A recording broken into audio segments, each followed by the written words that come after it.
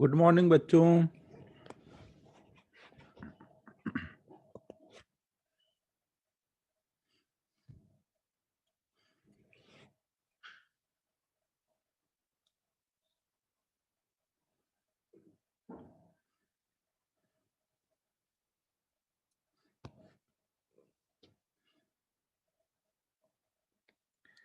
Last time मैंने rotation में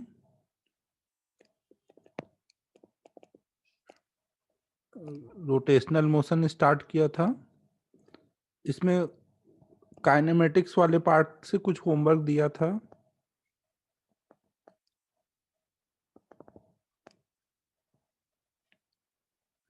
तो उसमें कुछ डाउट है तो वो बता दो, फिर आगे पढ़ते हैं।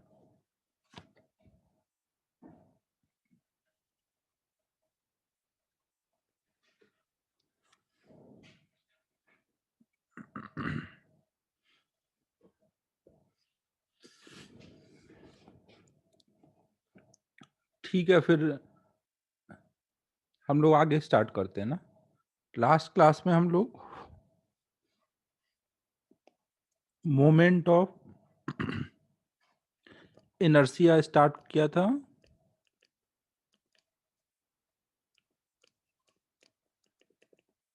मोमेंट ऑफ इनर्शिया क्या होता है? जो ट्रांसलेशनल मोशन में जैसे मास होता है, वैसे ही रोटेशनल मोशन में मोमेंट ऑफ इनर्शिया होता है ना। रोटेशन का इनर्शिया मतलब रोटेशन को बनाए रखने की टेंडेंसी मेजर करता है ना। जितना ज्यादा मोमेंट ऑफ इनर्शिया होगा, उतना ज्यादा वो अपने रोटेशनल मोशन को बनाए रखना चाहेगा ना, उसमें चेंज का अपोज करेगा। फिर हमने देखा था ये पॉइंट मास के लिए कैसे डिफाइन है ना। Moment of inertia for point mass ना। पॉइंट मास के लिए कैसे डिफाइन है? जो भी हमारा एक्सिस होगा उससे अगर r डिस्टेंस पे कोई पॉइंट मास है तो उसका मोमेंट ऑफ इनर्शिया होगा I equal to mr square ना। यहाँ पे ये हमारा एक्सिस ऑफ रोटेशन है ना। आप एक्सिस कहीं पे भी ले सकते हो, उस बेसिस पर मास इनटू डिस्टेंस का स्क्वायर वो उसका मोमेंट ऑफ इनर्शिया हो जाएगा ना। अब कोई भी पार्टिकल किसी भी एक्सिस के अबाउट घूम सकता है, तो infinite number of axis possible है, मतलब infinite number of moment of inertia possible है ना। आप इधर कहीं पे भी थोड़ा डिस्टेंस बढ़ाते जाओ, आर बढ़ता जाएगा, आई चेंज होता जाएगा ना। तो कोई भी गिवन मास के लिए ऐसा नहीं है कि एक कोई पर्टिकुलर मोमेंट ऑफ इनर्शिया होगा। मोमेंट ऑफ इनर्शिया मास पे डिपेंड करेगा और डिस्टेंस पे ना, मतलब एक्सिस क्या है वो बताना जरूरी है। फिर हमने देखा था कि अगर पॉइंट मास का सिस्टम है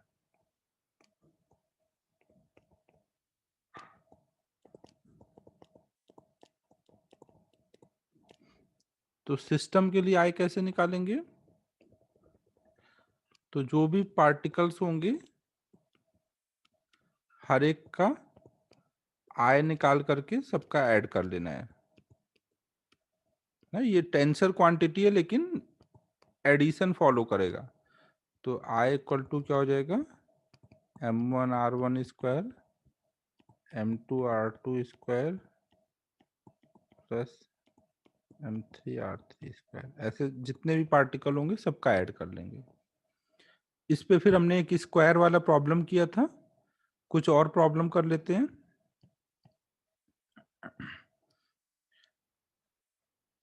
सपोज एक ट्रायंगल के हर एक वर्टेक्स पे ऐसे m मास रखा है, तो हमें बताना है, ये मान लो A है, ये B है, ये C है, ये इक्विलैटरल ट्रायंगल है जिसकी साइड लेंथ L है। तो B से C की तरफ जो एक्सिस पास हो रहा है IBC ना, मतलब BC से जो एक्सिस पास हो रहा है उसके अबाउट वाला हमें I बताना है।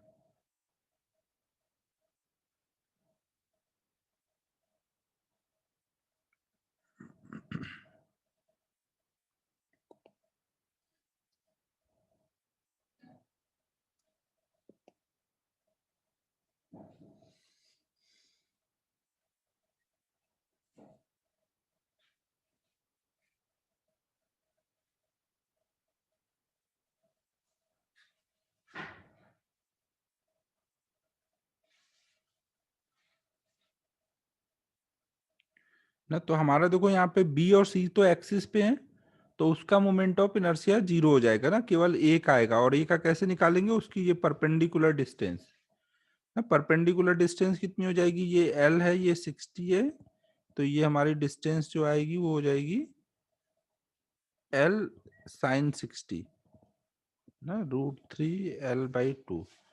तो आई बी सी हो जाएगा moment of inertia of A M into √3 L/2 का स्क्वायर। बाकी दो टर्म 0 है, तो 3 ml²/4।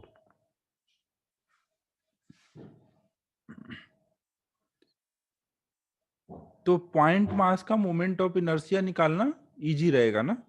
इसमें एक बार एक्सिस चेंज करते हैं। मान लो इसी प्रॉब्लम में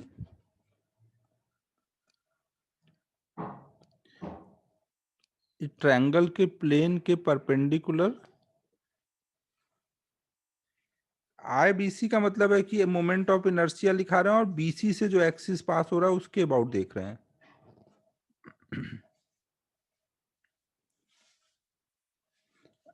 केवल इतना ही लिखना है अभी ना, ये सब तो लास्ट टाइम लिखा हुआ है ना, ये रिवीजन के लिए लिखा था। ये वाला पार्ट नोट करो, फिर अगला वाला प्रॉब्लम करते हैं।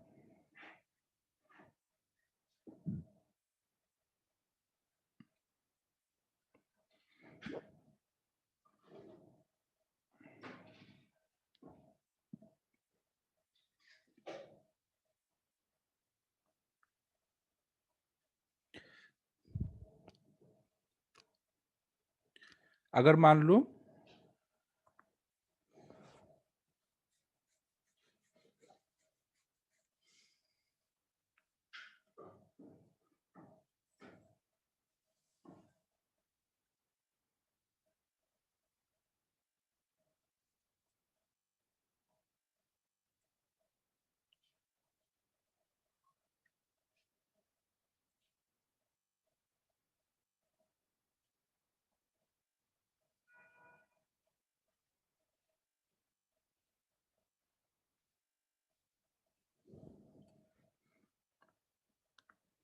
अब देखो इसमें क्या है, ये एक इक्विलैटरल ट्रायंगल के सेंट्रॉयड के अबाउट ये पूरे पार्टिकल घूम रहे हैं ना। सेंट्रॉयड से ट्रायंगल के प्लेन के परपेंडिकुलर एक्सिस जा रहा है ना, मतलब यहाँ एक्सिस स्क्रीन के बाहर आ रहा है ना, ये एक्सिस है ना, आउट ऑफ द प्लेन आ रहा है। तो हमें इस एक्सिस के अबाउट मोमेंट ऑफ इनर्शिया चाहिए।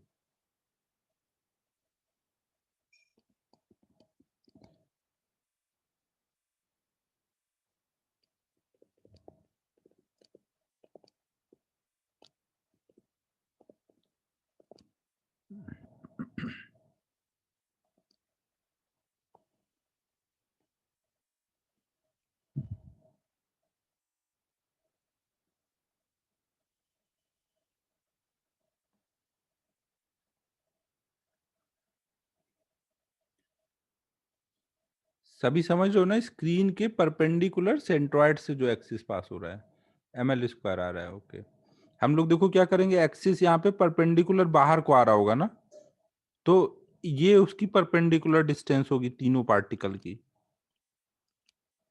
और ये डिस्टेंस कितनी आती है, आप ऐसे निकाल सकते हो, ऐसे परपेंडिकुलर डाल लो। ये राइट एंगल ट्रायंगल हो गया जिसमें ये साइड L/2 है, ये एंगल 30 है ना, तो ये डिस्टेंस कितनी हो जाएगी ना, L/2 cos 30 ना, यहाँ cos 30 लगा देंगे, ये डिस्टेंस कुछ d है, तो cos 30 equal two adjacent side upon में हाइपोटेन्यूज, तो ये हो जाएगा अपॉन में cos 30 मतलब √3/2, तो ये आ जाएगा L/√3 ना। तो अब इसको लेकर के हर एक का निकाल लेंगे, तो I कितना आ जाएगा ml², और ऐसे तीन पार्टिकल ना इसलिए इंटू 3, तो ml²। तो आप समझ गए होगे कि पॉइंट मास वाले सिस्टम का I निकालना इजी है ना, हर एक के लिए बस md² करते जाना है, mr² और सबको ऐड कर लेना है। हाँ, सेंट्रॉयड पे बोला है ना, सेंट्रॉयड की सेंट्रॉयड यही होगा ना, सेंट्रॉयड से जो एक्सिस पास हो रहा है उसके अबाउट, सेंट्रॉयड कि प्लेन ये जो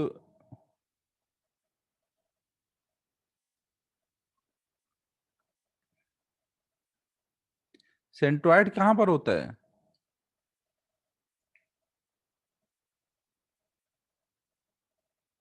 अबे यार कैलकुलेशन कर लो भाई।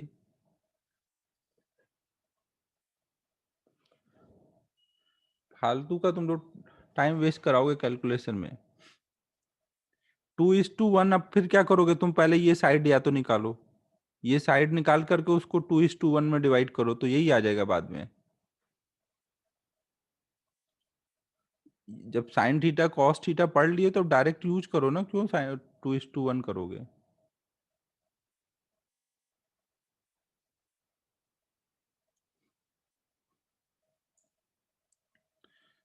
तो पॉइंट मास के लिए,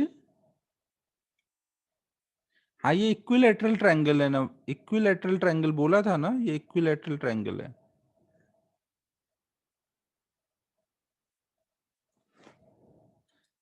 श्रेयस लग रहा है तुझे भी च्यवनप्राश शुरू करना पड़ेगा, पतंजलि वाला। चवन ने देखो डाउट नहीं पूछा, तू डाउट पे डाउट पूछे जा रहा है यार।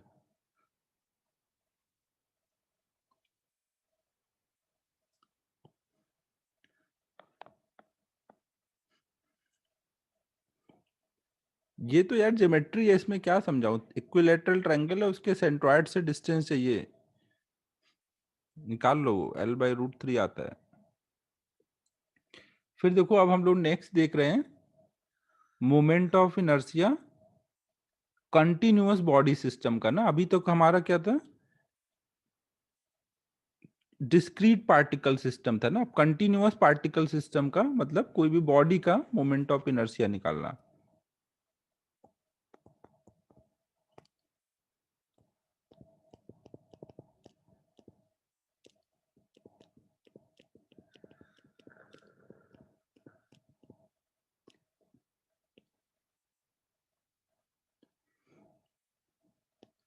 अबे सिद्धेश बहुत मजा आ रहा है तुमको ना MR² फॉर्मूले में वैल्यू डालने में। च्यवनप्राश का सब इफेक्ट है।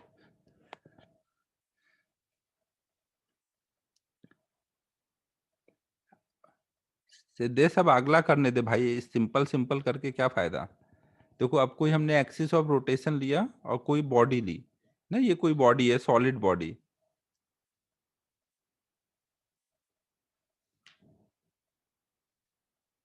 ना। कोई कंटिन्यूअस हमने बॉडी ली है जिसका मास कुछ m है, और इसका इस एक्सिस ऑफ रोटेशन के अबाउट हमें आय निकालना है ना। तो हम उसके लिए क्या करेंगे, जैसे हमने पार्टिकल के लिए निकाला वही सेम कॉन्सेप्ट लगाएंगे। हम इस पे एक छोटा सा dm मास ले लेंगे, जिसकी डिस्टेंस देख लेंगे, वो मान लो r डिस्टेंस पे है, तो उसका हम लोग आय लिख देंगे। वो कितना हो जाएगा? dm into r², MR²। और ऐसे हर एक dm dm का हमें ऐड कर लेना है। तो ऐड करने का काम कैसे करेंगे? इंटीग्रेशन से ना। तो कंटिन्यूअस बॉडी सिस्टम में, पार्टिकल सिस्टम में हमें क्या करना है? एक पार्टिकल का आय लिखना है और फिर सबका ऐड करना है, मतलब इंटीग्रेट कर देना है। समझ आ रहा है सभी को? नोट कर लो, फिर कोई एग्जांपल करते हैं।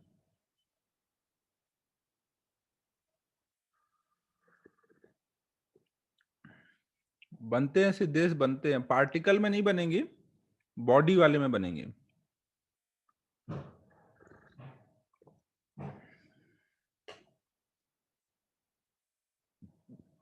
नोट कर लो इसको।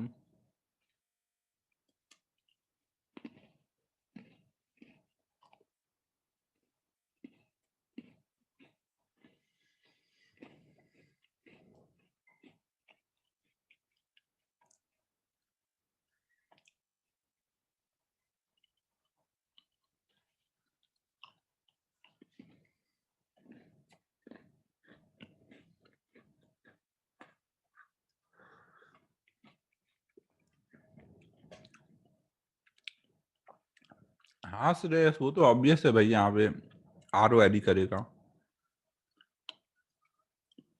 हर एक पार्टिकल के लिए आर तो अलग अलग ही होगा।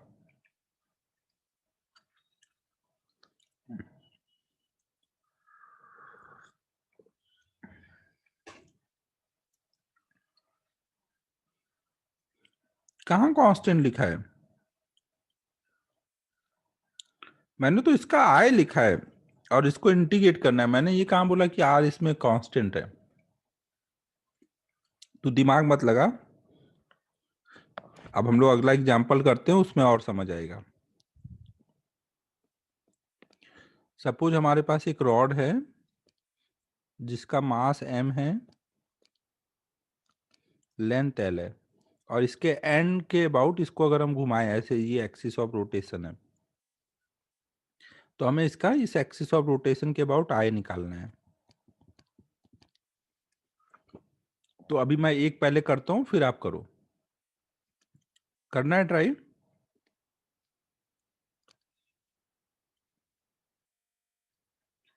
कर लो, जल्दी कर लो।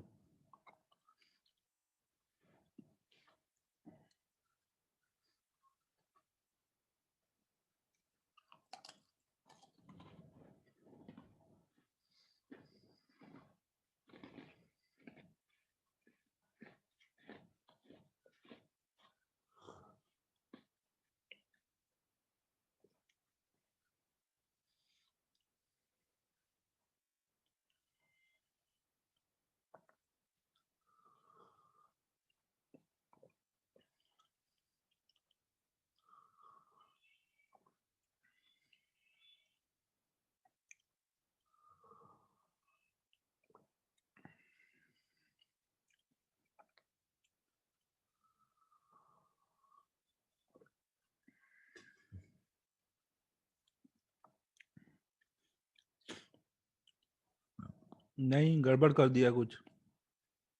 ml²/3 आता है।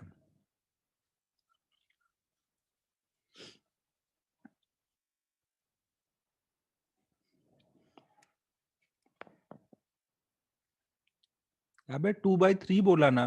अच्छा अच्छा, okay okay, sorry sorry sorry, हाँ। अरे स्क्वायर वाला 2 मुझे गड़बड़ लग गया। Very good very good.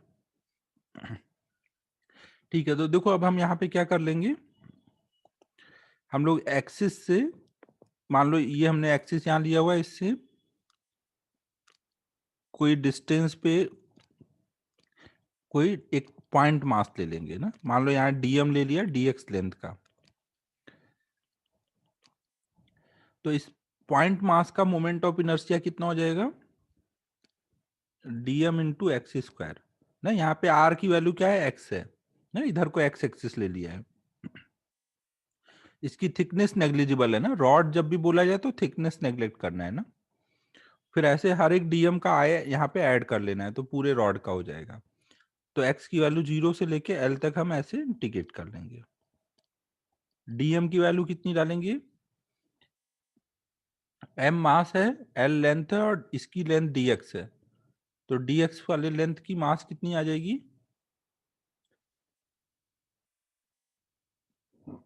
ना? m/l into dx. नहीं, ये डीएम की वैल्यू हो गई इंटू एक्स स्क्वायर। एम और एल तो कांस्टेंट है, वो बाहर चला जाएगा। यहाँ आ जाएगा X square DX 0 to L.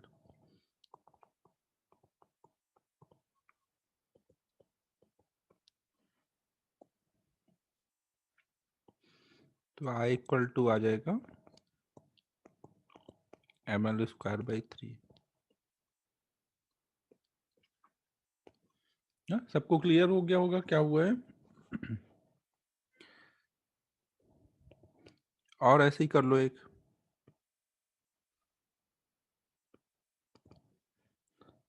अगर एक्सिस हमारा ऐसे जा रहा होता रॉड से थीटा एंगल पर, ये एक्सिस ऑफ रोटेशन होता ना, इसको हम ऐसे घुमा रहे होते रॉड को, तो हमें आई निकालना है।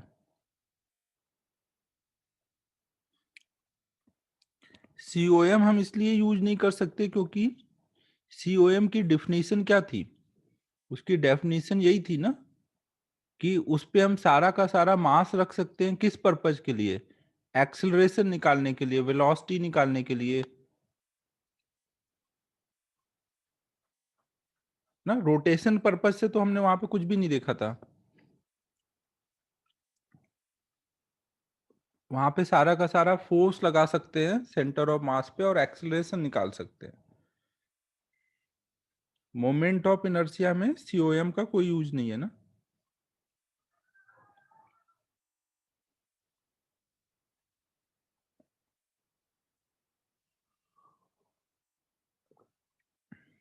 अबे भावेश, हमारे ऐड करने से होता तो हम कर देते ना, फॉलो भी तो होना चाहिए।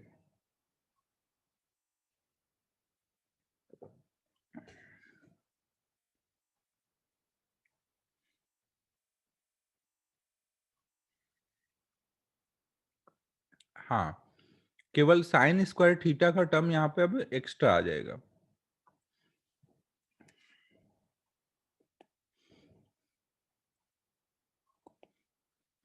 अगर मान लो हमने इस बार ऐसे एंड से एक्स डिस्टेंस पे लिया ना, यहाँ एंड से एक्स डिस्टेंस पे कोई dx लेंथ लिया dm मास का, तो इस dm मास का इस एक्सिस के अबाउट मोमेंट ऑफ इनर्शिया कितना हो जाएगा। डिस्टेंस हमेशा हमें एक्सिस से कैसे लेनी है, पॉइंट मास की परपेंडिकुलर। तो हम क्या करेंगे, ऐसे परपेंडिकुलर डालेंगे ना, ये x है तो ये परपेंडिकुलर डिस्टेंस कितनी आएगी, ये राइट एंगल ट्रायंगल है ना, ये 90 के सामने वाली साइड है तो ये x हाइपोटेन्यूस है, तो ये डिस्टेंस कितनी आएगी, x साइन थीटा। तो हमारा डी आई मतलब डीएम मास की वजह से मोमेंट ऑफ इनर्शिया को डी आई लिखेंगे ना, तो क्या हो जाएगा DM into x sine theta का स्क्वायर। हाँ, इस पूरे को इंटीग्रेट कर दें, पूरे को इंटीग्रेट करेंगे तो क्या हो जाएगा, डी आई सबका ऐड होकर के आई हो जाएगा, डीएम की वैल्यू हो गई M by L D X into X square into sine square theta. अब थीटा तो यहाँ कांस्टेंट है ना, एक फिक्स थीटा पे एक्सिस लिया गया है, तो एम बाई एल और साइन स्क्वायर थीटा बाहर रहेंगे, अंदर आएगा एक्स स्क्वायर डी एक्स, बाकी सब कुछ सेम है, तो इंटीग्रेट करोगे फिर वही सेम रिजल्ट आ जाएगा, तो ये हो जाएगा M L square by 3 into sine square theta. याद नहीं रखना है ना, याद आपको केवल ये वाला करना है ना, ये आपको याद रखना है। श्रेयस, अभी तुझे कुछ ज्यादा दिमाग नहीं लगाना है, रॉड से थीटा एंगल पर एक एक्सिस दिया है ना, आपको उसके अबाउट आई निकालना था ना। रॉड से कितने भी एंगल पे हो सकता है ना, ये 90 डिग्री पे था ना, इसका थीटा कितना है रॉड के लिए, 7, 90, यहाँ पे वहां पे थीटा 90 डाल देंगे, ये 1 हो गया है।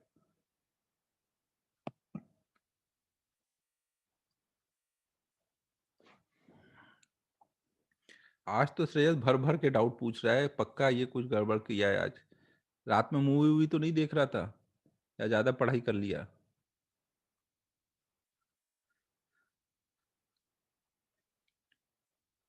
श्रेयस,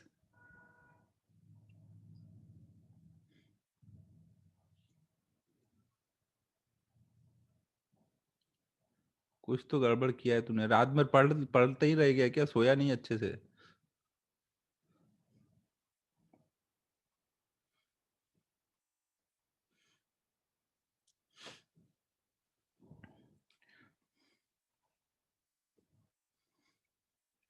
अच्छे से नहीं सोएगा तो सुबह ऐसे ही मचा देगा फिर क्लास में, सो लिया कर अच्छे से भाई। नोट हो गया।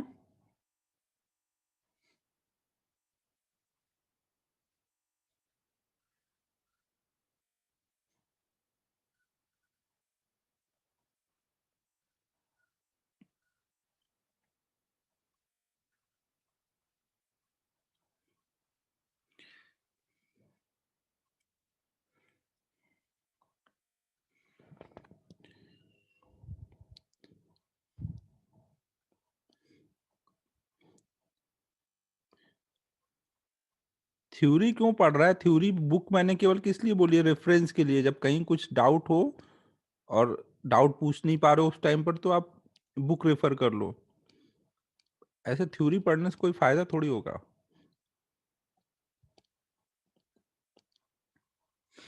स्कूल टाइम भूल जाना, स्कूल में ये सब करते थे। यहाँ पे जो पढ़ाया जा रहा है बस अच्छे से नोट कर, प्रॉब्लम सॉल्व कर, डाउट्स के लिए बुक रेफर कर। देखो ये हमने कोई एक एम मास का रॉड लिया जिसकी लेंथ एल है और इसके मिड पॉइंट से ये एक्सिस जा रहा है परपेंडिकुलर टू रॉड ना, तो इस एक्सिस के अबाउट हमें आई निकालना है।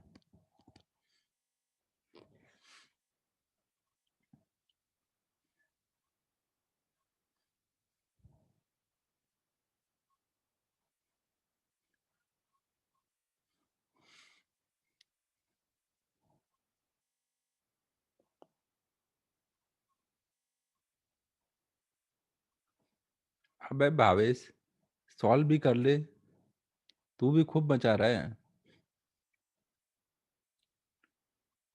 हाँ, ml²/12। आप देखो यहाँ पे क्या कर सकते हो, एक्सिस से x डिस्टेंस पर ऐसे dx लेंथ लोगे ना, जिसका मास dm है, और इसका मोमेंट ऑफ इनर्शिया लिख लोगे di, dm इंटू x²। बस लिमिट कहाँ से कहाँ तक लोगे, अगर यहाँ आपका x इक्वल टू 0 है तो ये पॉइंट क्या बोलोगे, x इक्वल टू +l/2, और इधर वाले को क्या बोलोगे, x इक्वल टू -l/2। तो लिमिट कहाँ से कहाँ होगी, पहली जो dx होगी वो इधर से लोगे और लेते हुए यहां तक आओगे ना,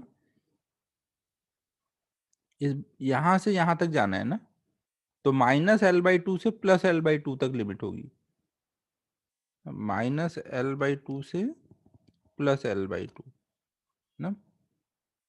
तो ये कितना हो जाएगा,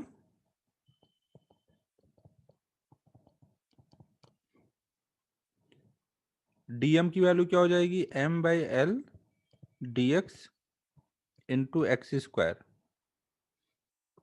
m/l बाहर जाएगा, x² का इंटीग्रेशन x³/3 -l/2 से +l/2, लिमिट डाल देंगे, 3 बाहर चला जाएगा ना, ये जो नीचे 3 है इसको बाहर कर लेंगे, यहाँ पे लिमिट डालेंगे तो l/2 का क्यूब माइनस ऑफ -l/2 का क्यूब ना, माइनस का क्यूब करोगे तो माइनस बाहर आएगा, वो माइनस माइनस प्लस हो जाएगा, तो यहाँ जाएगा m/3l, ये l वही छोटा वाला है ना, ये आ जाएगा l³/8 प्लस l³/8। अब इनको सॉल्व कर दो तो आ जाएगा ml²/12। ये फॉर्मूला आपको याद रखना है ना, एंड के अबाउट क्या होता है वो भी याद रखना है, और मिड पॉइंट से एक्सिस जा रहा होगा उसका क्या होगा वो भी याद रखना है।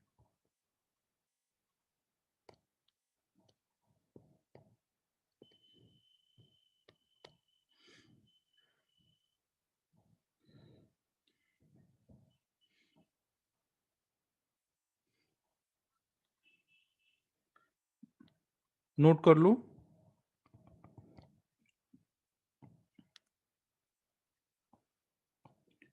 भावेश कब से 0 0 आंसर दे रहा है, तो एक ऐसा क्वेश्चन पूछ लेते हैं जहां भावेश का आंसर सही हो जाए। एक रॉड लिया गया है और रॉड से ही एक्सिस पास हो रहा है, तो इसके अबाउट आई कितना होगा, 0। अब की बार भावेश ने बताया ही नहीं, कब से 0 0 चिल्लाया जा रहा था।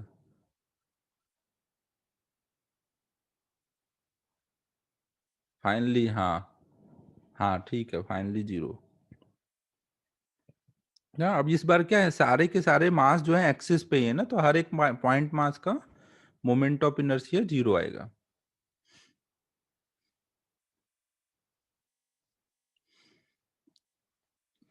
अब देखो ये जो बॉडी होंगे, बॉडी तो कैसे भी शेप के हो सकते हैं, तो हम कुछ जो जनरल बॉडी होते हैं उनका मोमेंट ऑफ इनर्शिया निकाल के याद कर लेंगे ना, और फिर इसके अलावा अगर कोई शेप की बॉडी मिलेगी तो जो अपन बेसिक्स पढ़ेंगे वो अप्लाई करके सॉल्व कर लेंगे। तो अब हमें रिंग का, डिस्क का, स्फीयर का, कोन का, सिलेंडर का, इन सब का मोमेंट ऑफ इनर्शिया निकालना है।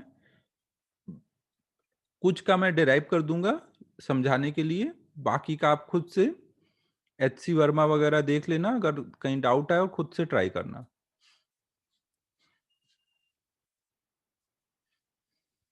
ना सारे डेरिवेशन क्लास में नहीं कर सकते क्योंकि बहुत टाइम टेकिंग होता है, कुछ का मैं क्लास में करा दूंगा।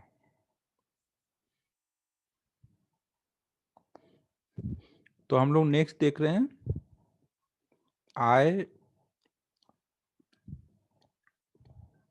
Of ring.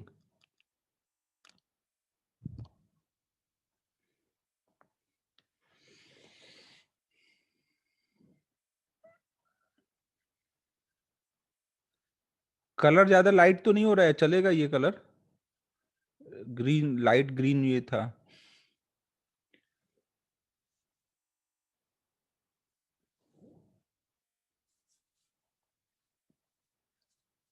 ब्लैक ही अच्छा है, ये तो सही बात है। लास्ट में तो मुझे लास्ट ब्लैक ब्लैक ही अच्छा लगता है। थोड़ा सा बदल लेने दो, लिखने में अच्छा लगता है, फिर ब्लैक कर दूंगा।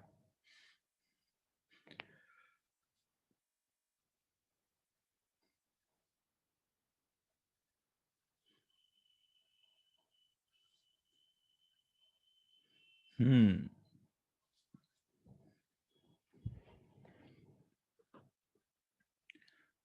ब्लू भी सही रहता है, लेकिन ये ब्लू वाला थोड़ा सपोर्ट कम करता है इसका, जूम का।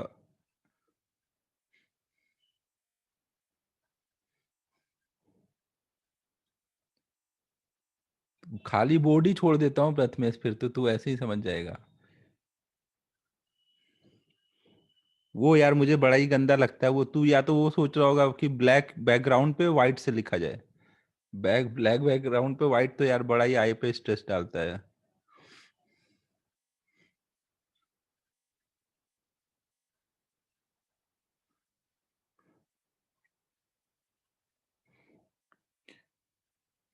तो अब देखो नेक्स्ट हम लोग देख रहे हैं आई ऑफ रिंग।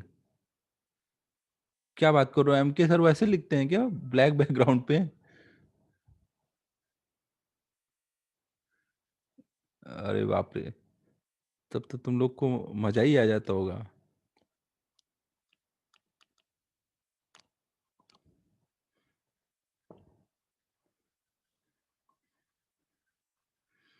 आई पे कम स्ट्रेन पड़ता है ब्लैक से?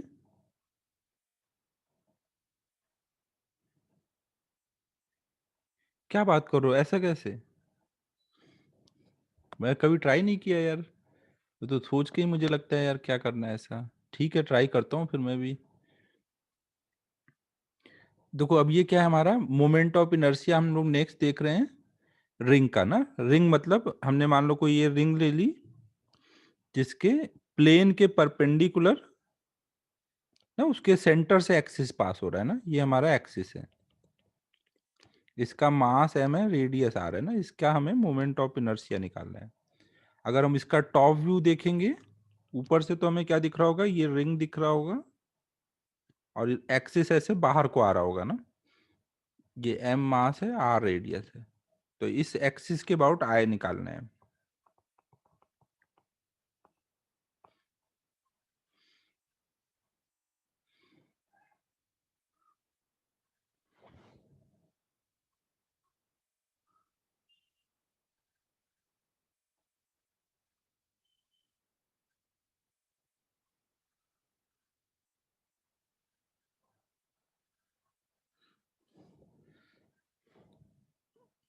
चलो ये रिंग का करो भाई।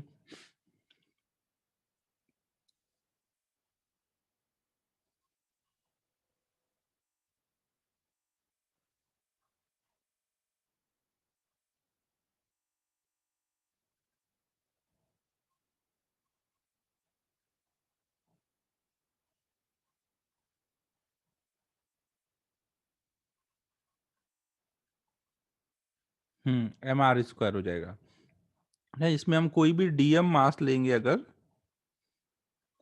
ना, कोई भी अगर हम dm मास लेंगे तो उसकी डिस्टेंस एक्सिस से r आएगी ना। तो मोमेंट ऑफ इनर्शिया उसका कितना आ जाएगा, di equal to dm into R square, फिर ऐसे हर एक का ऐड कर लेंगे ना। अब ऐड करोगे तो हर एक का DM into R square, DM into R square आएगा। यहाँ पे आर कांस्टेंट आ रहा होगा ना, सबके लिए डिस्टेंस एक्सिस से आ रहा है, तो डीएम डीएम सबका बस ऐड कर लेना है ना। सबका डीएम ऐड करेंगे तो क्या आ जाएगा, रिंग का टोटल मास। तो ये हमारा हो गया एम आर स्क्वायर ना। रिंग का ये मोमेंट ऑफ इनर्शिया याद रखना है। देखो यहाँ पर हमने केवल एक एक्सिस के अबाउट आय निकाला हो, वो याद कर लेंगे, लेकिन एक्सिस तो कोई भी हो सकता है। तो हम आगे आप एक थ्योरम पढ़ेंगे, जिससे अगर हमें एक एक्सिस के अबाउट आय पता है तो उसको यूज करके हम दूसरे एक्सिस के अबाउट आय निकाल लेंगे। तो इसीलिए हमें एक फॉर्मूला याद होना चाहिए ना। तो अभी तो हम लोग सब में सबके फॉर्मूले याद कर रहे हैं, फिर थ्योरम पढ़ेंगे ना, क्योंकि हर बार हम डेराइव नहीं कर सकते सब एक्सिस के अबाउट आय निकालने के लिए। तो इसलिए हम लोगों ने एक के अबाउट आय याद करते हैं, और बाकी किसी एक्सिस के अबाउट निकालना है तो थ्योरम यूज करके चेंज कर लेंगे।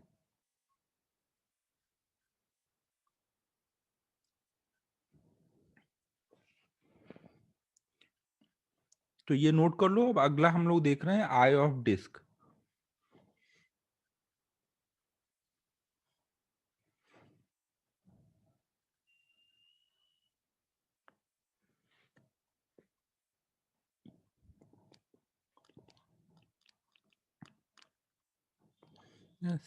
डायग्राम सेम ही होगा, बस रिंग में मास बीच में नहीं था, यहाँ पे बीच में भी मास है ना। एक डिस्क ले लिया जिसका मास एम है, रेडियस आर है ना। अब इसका हमें इसके प्लेन के परपेंडिकुलर, ये रिंग के प्लेन के परपेंडिकुलर एक्सिस जा रहा है और उसके सेंटर से पास हो रहा है, इसके अबाउट आए चाहिए ना। और टॉप व्यू में अगर हम डायग्राम दिखाएंगे तो ऐसे डिस्क है, उसके सेंटर से डिस्क के प्लेन के परपेंडिकुलर एक्सिस है, मतलब एक्सिस बाहर को आ रहा है ना। पॉइंट लगाने का मतलब है बाहर आ रहा है।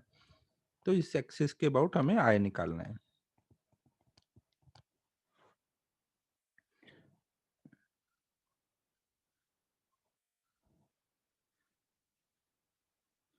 अबे प्रथमेश, थोड़ा रिलैक्स करो भाई, थोड़ा पानी वानी पियो। कितना फास्ट फास्ट कर रहे हो, क्या किया तूने।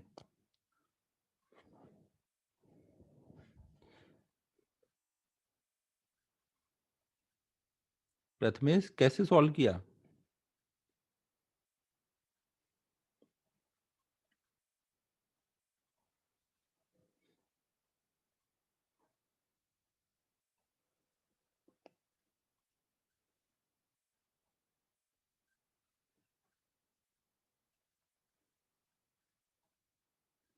हाँ, हम देखो इसमें इसको कलेक्शन ऑफ रिंग्स लेके सोचेंगे। रिंग का हमने आय निकाल लिया है, तो रिंग का कलेक्शन लेकर के इंटीग्रेट करके हम लोग यहाँ पर डिस्क का निकालेंगे ना। पॉइंट मास का लेके नहीं सोच पाएंगे, क्योंकि पॉइंट मास लोगे तो ऐसे भी डिस्टेंस वेरी कर रही है, ऐसे भी चेंज हो रही है। तो ना, तो इसमें हम लोग, हाँ तो प्रथम बता ना भाई, तू बता भी तो नहीं रहा है। तो हम लोग यहाँ पे क्या करेंगे, हम कुछ ऐसे मान लेंगे कि आर डिस्टेंस पर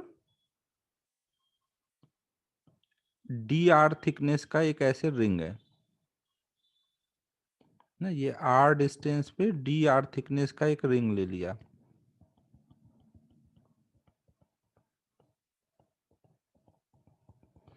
ना। इसका मास कुछ मान लो डीएम आया। रिंग का मास कैसे निकालोगे, पूरे डिस्क का मास एम है तो रिंग का मास कितना आएगा, ये बताएगा। कौन बताएगा ये, एक सेकेंड।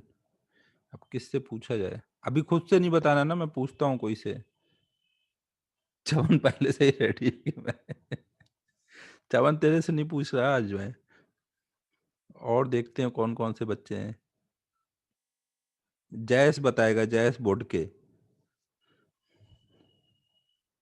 जयस बताएगा रिंग का मास कैसे निकालेंगे, अगर पूरे डिस्क का मास पता है तो।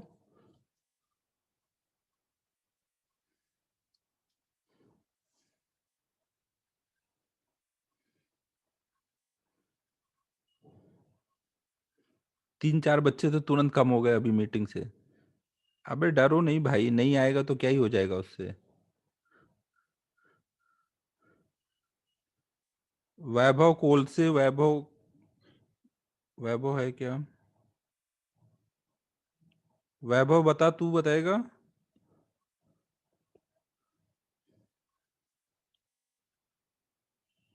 बता कैसे करेंगे? अनम्यूट करके बोल दे, लिख मत इतना।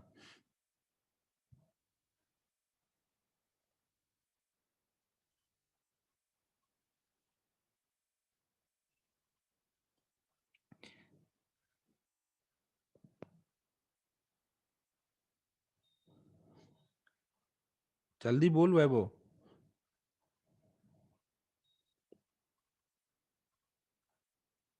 अरे अनम्यूट क्यों नहीं हो रहा? ठीक है, टाइप ही कर दे फिर।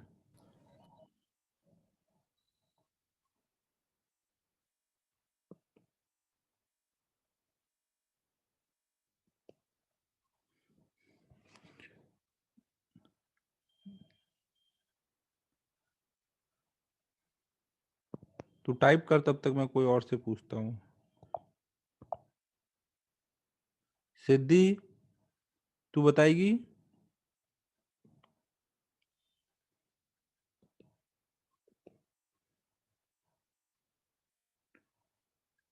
एम अपॉन में pi R square into pi X square D X. नहीं ना भाई, सही से सोच वैभव। सिद्धि,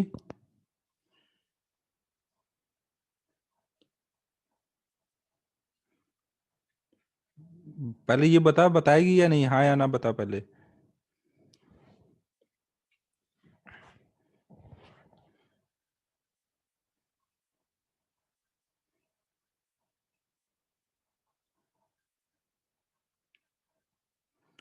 अबे तुम लोग इतना शर्मा क्यों रहे हो भाई? नहीं आएगा तो कुछ मैं बोल थोड़ी रहा हूँ, जल्दी जल्दी करो, क्लास का टाइम नहीं वेस्ट करो।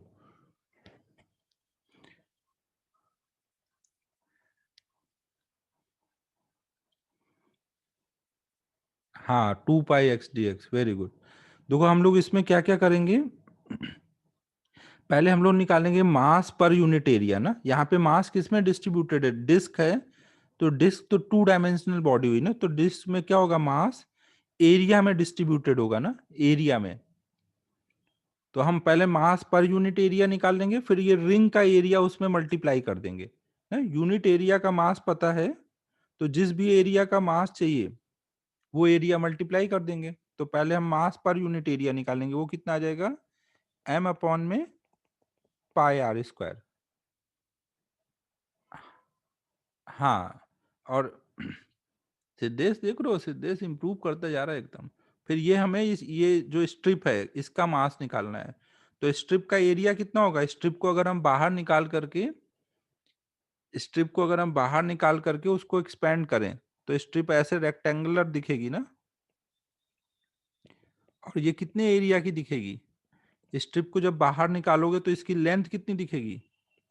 2 पाई r इसकी लेंथ दिखेगी, और थिकनेस इसकी विड्थ हो जाएगी ना। तो इसका एरिया कितना हो जाएगा? 2 पाई r लेंथ इंटू विड्थ। तो अब हमें मास पर यूनिट एरिया पता है और इसका एरिया पता है, तो ये एरिया इसमें मल्टीप्लाई कर देंगे तो इतने एरिया का मास आ जाएगा ना। तो यहाँ पे क्या आ जाएगा? 2 पाई r dr ना, ये हमारा dm हो जाएगा।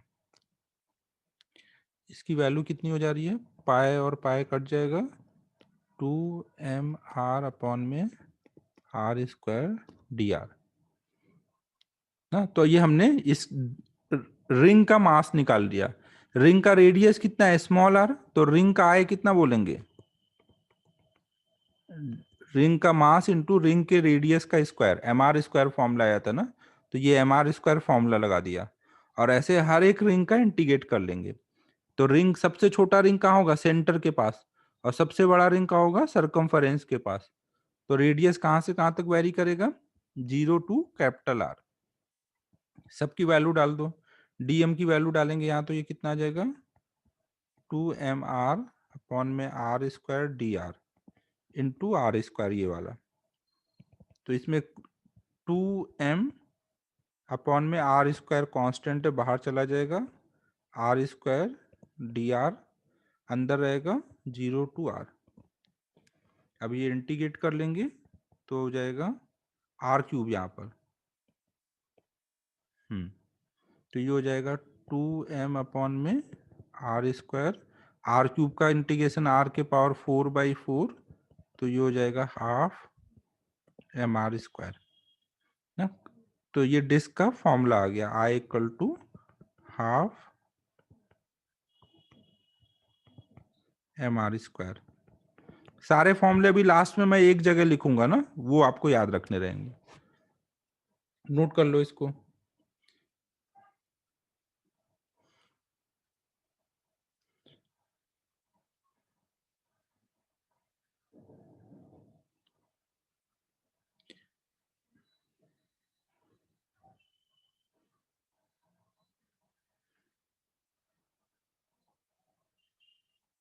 अबे श्रेयस, कल्पेश नाराज हो जाएगा तो इतना फास्ट फास्ट लिखेगा तो।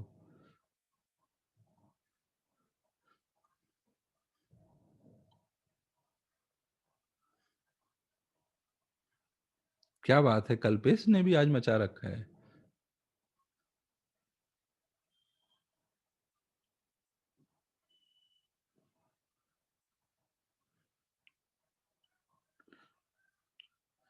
अभी तक तो मेरे हिसाब से अपने क्लास का स्लोएस्ट लिखने वाला कल्पेश ही था, वो भी इतना फास्ट लिखने लगा यार। च्यवनप्राश का भारी इम्पैक्ट पड़ रहा है। चलो तो उसमें भी दिमाग तो चला उसका कि स्क्रीनशॉट ही ले लिया जाए लिखने की जगह। च्यवनप्राश का इम्पैक्ट तो पड़ा है।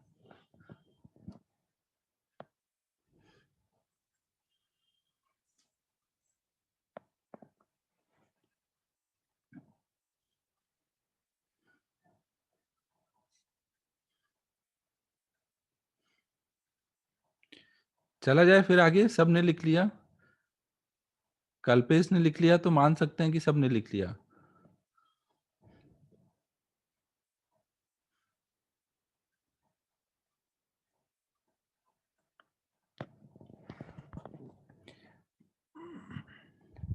अब नेक्स्ट हम लोग देख रहे हैं आई ऑफ हॉलो सिलेंडर।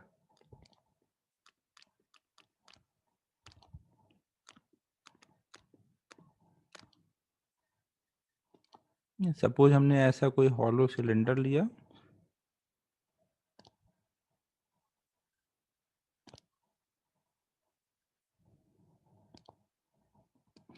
और इसका इस एक्सिस के अबाउट मोमेंट ऑफ इनर्शिया निकालना है ना। जो रॉड का ये सिलेंडर का एक्सिस होता है वही यहाँ पर एक्सिस ऑफ रोटेशन है। तो इसके अबाउट हमें आई निकालना है, इसका मास एम है, रेडियस आर है। लेंथ नहीं लगेगा ना, केवल मास और रेडियस से हो जाता है।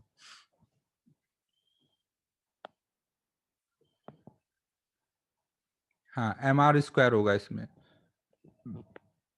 यहाँ पे आप क्या करोगे, आप इसको मान सकते हो कि ये बहुत सारे रिंग्स का कलेक्शन है ना। यहाँ पे आप मान सकते हो कि ये बहुत सारे रिंग्स का कलेक्शन है।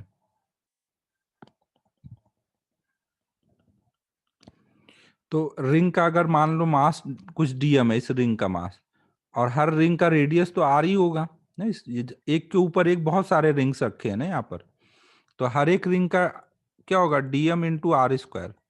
और सब रिंग के आर सेम है, तो आर बाहर आ जाएगा, डीएम डीएम सबके ऐड हो जाएंगे ना, डीएम डीएम सबके ऐड होकर के एम आर स्क्वायर हो जाएगा। मतलब हॉलो सिलेंडर और रिंग का मोमेंट ऑफ इनर्शिया का सेम फॉर्मूला होगा। सेम वे में हम लोग निकाल सकते हैं आई ऑफ सॉलिड सिलेंडर।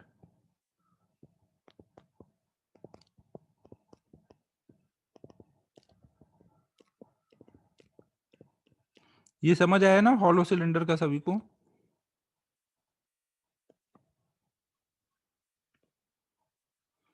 हाँ, इस बार इसका और डिस्क का सेम आएगा।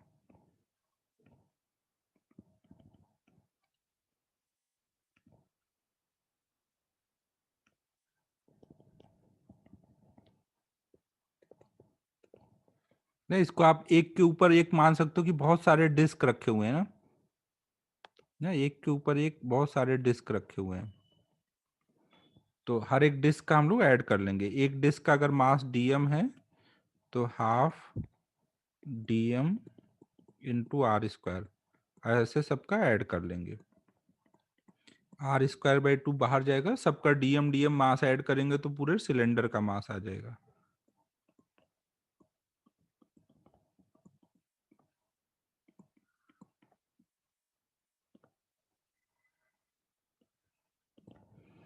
नोट कर लो। ये फॉर्मूला लगाया ना, डिस्क वाला फॉर्मूला लगाया मैंने। एक यहाँ पे एक डिस्क लिया हुआ है ना, एक डिस्क लिया हुआ है। तो डिस्क का मोमेंट ऑफ इनर्शिया का फॉर्मूला क्या रहता है? हाफ एम आर स्क्वायर ना। तो डिस्क का मास कुछ ये डीएम ले लिया, तो हाफ एम आर स्क्वायर।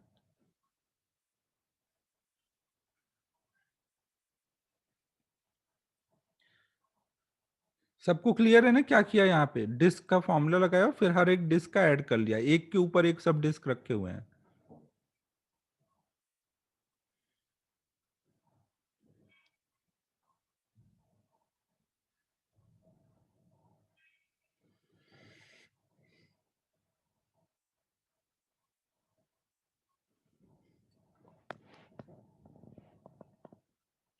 अब नेक्स्ट हम लोग करने जा रहे हैं आई ऑफ हॉलो सिलेंडर।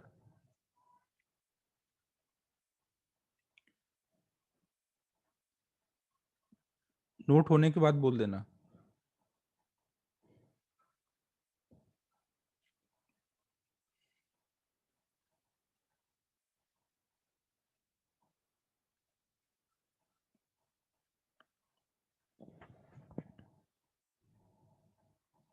डेरिवेशन पूछा नहीं जाता, बट अपन को आना चाहिए ताकि कॉन्सेप्ट क्लियर रहे कि कभी कुछ चेंज आए तो अपन सोच सकें।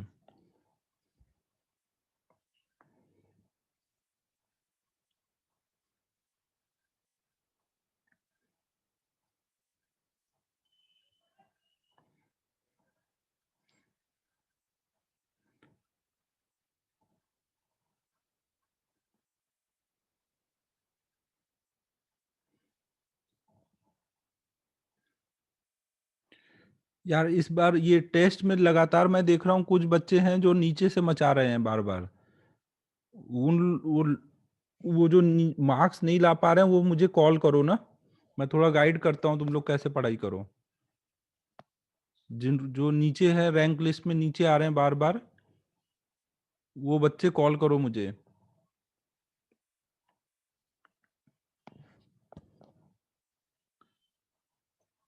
नहीं, जो नीचे से आ रहे हैं भाई।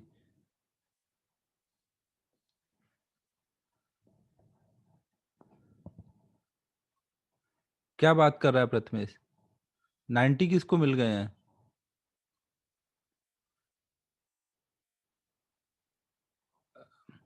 यार वो एक्चुअल में वो गड़बड़ हुआ होगा, वो एक दो बोनस कराया ना, उस चक्कर में गड़बड़ हो गया होगा, बोनस के चक्कर में। सिस्टम में प्रॉब्लम नहीं, वो लास्ट में बोनस करवाया, अलग से मार्क्स ऐड कराए ना। वो जो मोमेंट ऑफ इनर्शिया वाला था, उस चक्कर में कुछ गड़बड़ हुआ है। या तो किसी ने हो सकता है वो उसका आंसर टिक किया हो और फिर अलग से भी मार्क्स मिल गए उसके, क्योंकि वो लास्ट में उन्होंने एक साथ ही सब में बोनस ऐड किए हैं।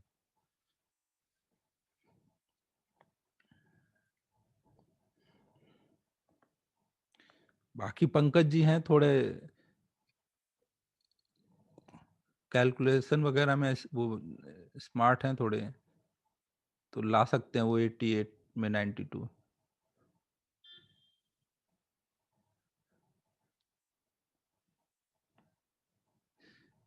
तो अपन अब नेक्स्ट कर रहे थे आई ऑफ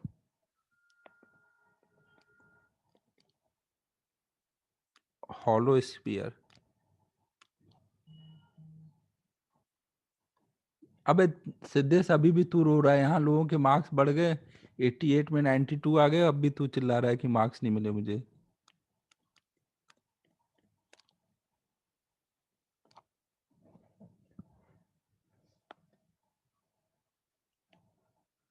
यहाँ ये टेंशन हो रही है, मार्क्स ज्यादा मिल गए लोगों को।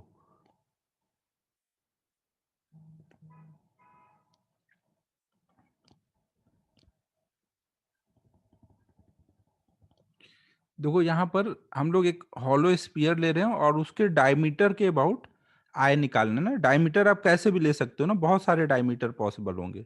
तो कोई एक डायमीटर ले लिया है और उसके अबाउट आय निकालना है ना। हॉलो स्फीयर का मास m लेना है, रेडियस r लेना है।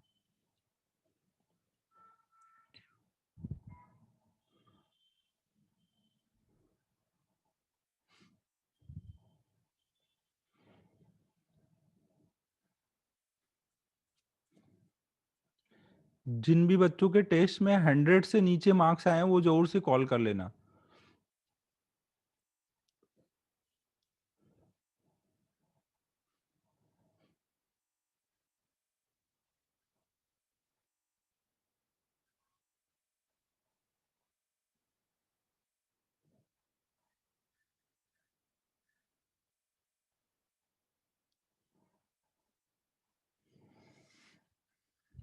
इसमें बताओ क्या करना चाहिए, हॉलो स्फीयर को में किसका कलेक्शन लेके सोचेंगे।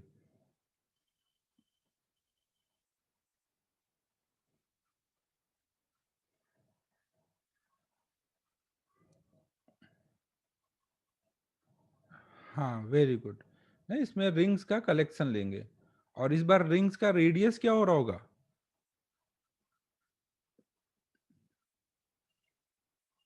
रिंग्स का रेडियस इस बार चेंज होगा।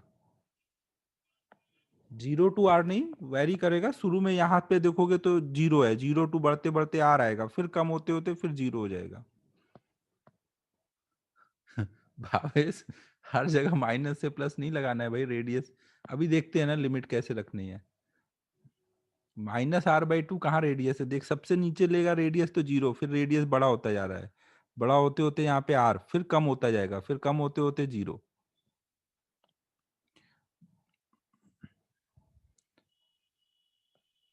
तुम लोग एक बार ट्राई कर लो, फिर मैं सॉल्व करता हूँ। हॉलो और फिर सॉलिड इतना और कराऊंगा डेरिवेशन, बाकी फिर लिख दूंगा। बाकी वैसे ज्यादा बचा नहीं।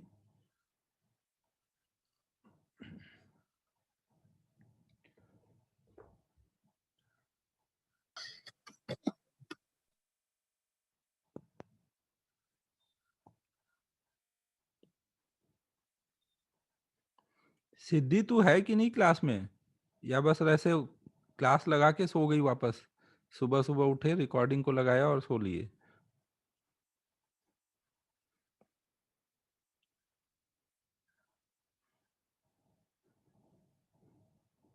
जो सिद्धि ने कुछ भी रिप्लाई नहीं किया, लग नहीं रहा है सिद्धि।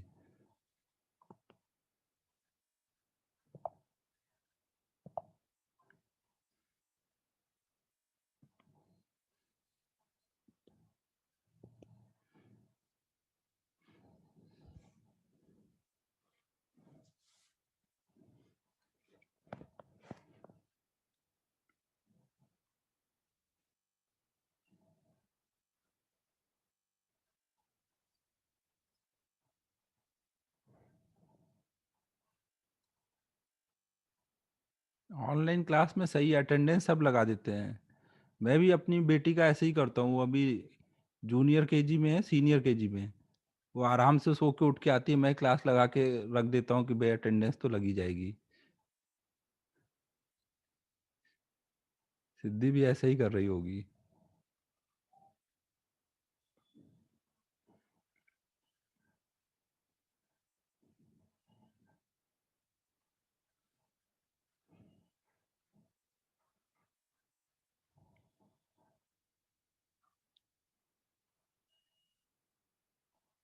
अरे सिद्धि ने बोल दिया भाई, सिद्धि ने बोला।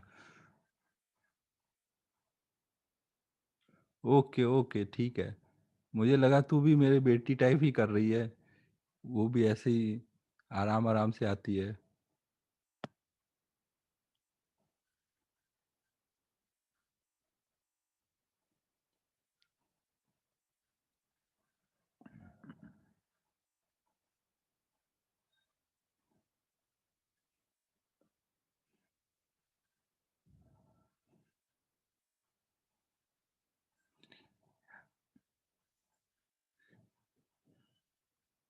देखो यार राज, अब तो मुझे लग रहा है कुछ दिन में खुल जाना चाहिए।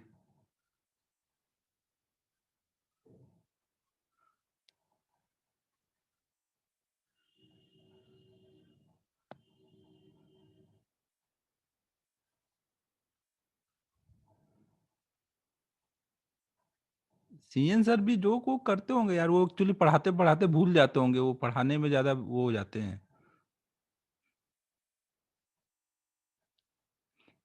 तुम्हारे यहाँ ट्यूशन खुल गए, कहाँ पर है तुम्हारे यहाँ? जलगांव साइड है क्या?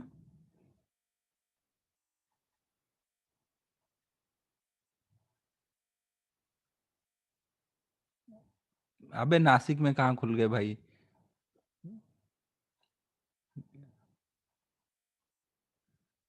उत्तम नगर? यार वो ऐसे दो चार लोगों को घर में बुला के पढ़ा देते होंगे, दूर दूर बैठा के। अभी हम लोग को अलाउ नहीं करेंगे।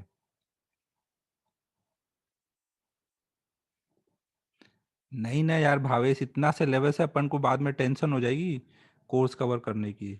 छुट्टियां तो नहीं मिल सकती।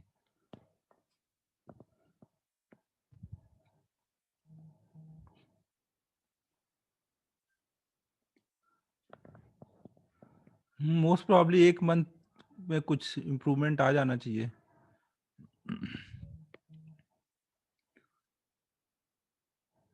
बाकी तुम लोग अब डाउट्स वाउट्स के लिए आना शुरू कर सकते हो, डाउट्स तो थोड़ा थोड़ा हम लोग कर सकते हैं।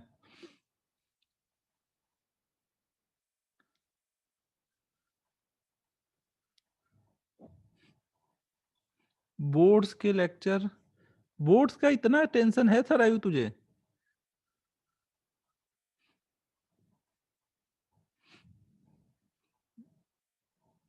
बोर्ड्स का लेक्चर तो लगा दे, लेकिन वही है ना, अपना सिलेबस पीछे हो जाएगा, उसका कोई लोड है नहीं। तूने कौन सा वाला कॉलेज लिया हुआ है अपना? ग्रेविटी वाला कॉलेज है? हाँ, फिर तो कहाँ टेंशन ले रहे हो, जो अपने यहाँ के कॉलेज में है। हाँ, मैं सेंटर पे रहता हूँ, बता के आना, उस हिसाब से मैं रहूंगा। तो अपने यहाँ जब भी एग्जाम होगा उसके कुछ दिन पहले अपना कोर्स करा के फिर एग्जाम ले लेंगे। और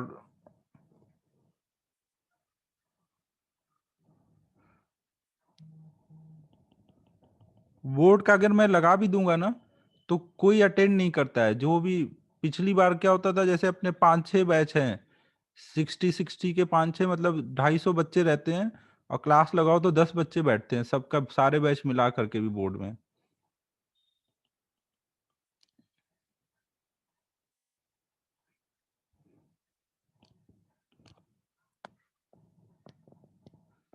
एग्जाम तो यार हो ही जाता है, उसमें क्या है।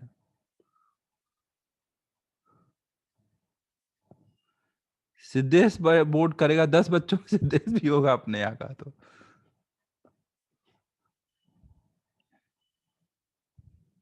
इस बार तो बैचेस कम ही है यार, इस बार तो मेरे हिसाब से अब तक 2 ही हैं। और बाकी एक्सपेक्टेड है कि थोड़ा लॉकडाउन खुलेगा तो एक और बैच बनना चाहिए। कोरोना की वजह से काफी नीचे आया है सब कुछ। सब बच्चे ऑनलाइन ज्यादा पढ़ाई कर रहे हैं। देखो यहाँ पे क्या क्या है, हम लोगों ने थीटा एंगल पर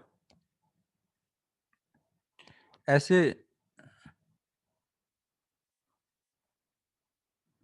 यार अब खुलने दे, खुलते ही हो जाएगा बैच का तो। हमने देख थीटा एंगल पर डी थीटा एंगल सबटेंड करने वाला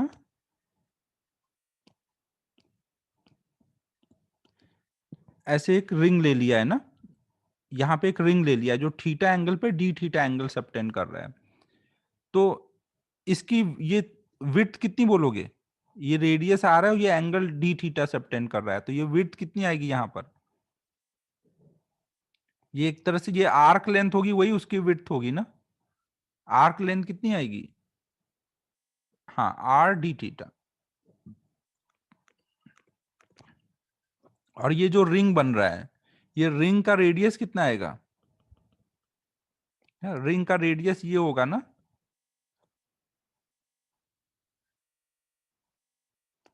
ये रिंग का रेडियस हो रहा होगा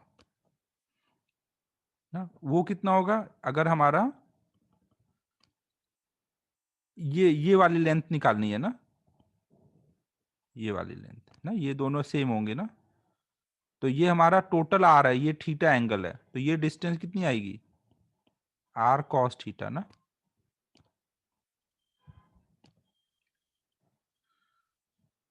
ना तो हमने देखो ये जो रिंग लिया हुआ है, ये जो हमने रिंग लिया, इस रिंग का हमें विड्थ पता है, इसका रेडियस पता है, तो हम बोल सकते हैं कि अगर हम इस रिंग को बाहर निकालेंगे तो इसकी लेंथ और विड्थ कितनी कितनी आएगी?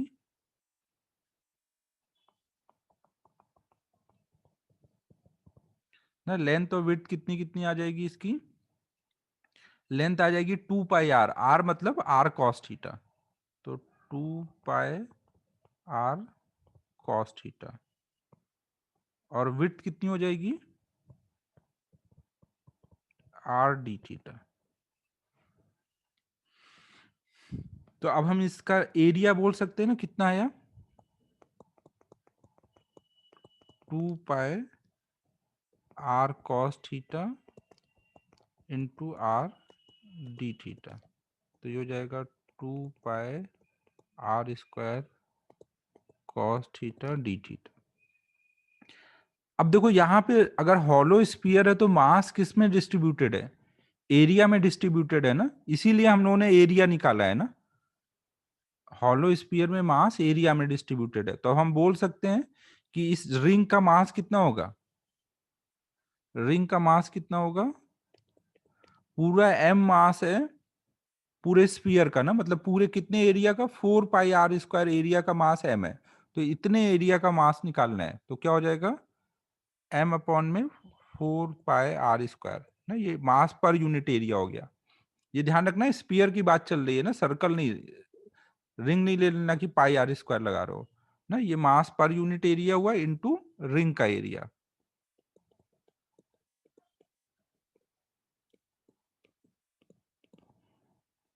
तो आर स्क्वायर कट जाएगा, पाई पाई कट गया, 2 से 4 कट गया, तो आ गया m/2 cos theta D theta ना, ये हमारे dm की वैल्यू हो गई।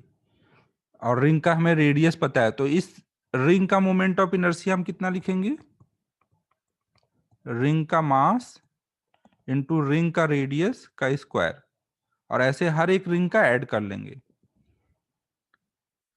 यहाँ पे लिमिट कहां से कहां तक डालेंगे ना, ऊपर के साइड में थीटा प्लस में लिया है, और रिंग हम कहां से लेना शुरू करेंगे? यहां से रिंग लेना शुरू करेंगे और लेते हुए पूरा लास्ट यहां तक जाएंगे।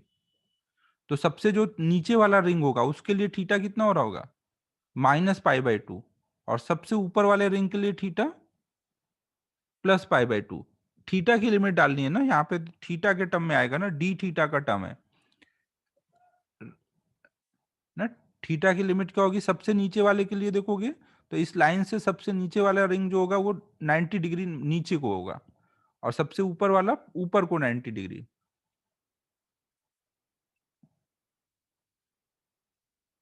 नहीं नहीं, रिंग का जो रेडियस होगा, रिंग का जो रेडियस होगा वो ये वाली लाइन होगी। देखो सिद्धि, ये देखो, कौन पूछा था? सलोनी। ये देखो, ये वाली जो लाइन है ये उसका रेडियस है, ये वाली लाइन। रिंग ऐसे है ना, यहाँ पे रिंग है ना, ये तो स्फीयर का रेडियस हो जाएगा ना, ये रिंग का रेडियस है। समझ आ रहा है सलोनी क्या बोल रहा हूं?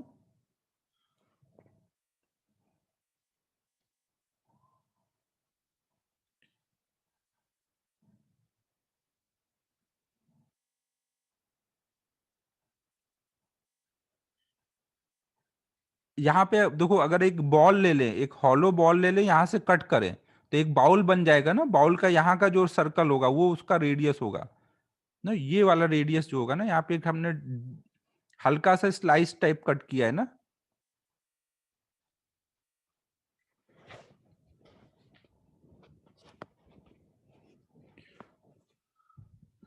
और डीएम की वैल्यू क्या बोल रहे हो? डीएम आर स्क्वायर किया है क्या? आर स्क्वायर क्यों किया? ये देखो, हम लोगों ने पूरा मास पता है, पूरा सरफेस एरिया पता है, तो मास पर यूनिट एरिया निकाला, और फिर ये रिंग का एरिया मल्टीप्लाई कर दिया ना। जब मास पर यूनिट एरिया पता है तो जिस भी एरिया का मास निकालना है वो क्या करेंगे? उसमें मल्टीप्लाई कर देंगे, सिंस देन जो करते हैं यूनिटरी मेथड। फिर हमें रिंग का अगर मास पता चल गया और रिंग का रेडियस पता है ना, तो हम बोल दे सकते हैं उसका मोमेंट ऑफ इनर्शिया क्या होगा? DM into R square. और ऐसे सबका ऐड कर लेंगे। लिमिट कैसे देख रहे हैं, सबसे देखो ये जो हमें रिंग जो लेनी है, रिंग का जो ये लास्ट वाला पॉइंट है उसको मिलाना है इस लाइन से, सेंटर से मिलाना है, और ये एंगल देखना है ना, ये वाली लाइन और ये जो रिंग लेंगे उसका इधर वाला पॉइंट को सेंटर से मिलाना है और ये एंगल देखना है। तो अगर मैं सबसे नीचे वाला लूं रिंग, तो उसका इधर वाला पॉइंट यहां से मिलाऊंगा तो इस लाइन से कितना एंगल बनेगा, 90 बनेगा ना। और सबसे ऊपर वाला रिंग लूंगा और उसका ये पॉइंट मिलाऊंगा ऐसे सेंटर से, तो इस लाइन के साथ उसका भी एंगल कितना होगा, 90। एक देखो हमने यहाँ ऊपर वाले को प्लस थीटा बोला है, तो नीचे वाले को माइनस थीटा बोलूंगा ना, तो नीचे वाला -90 है और ऊपर वाला +90 है।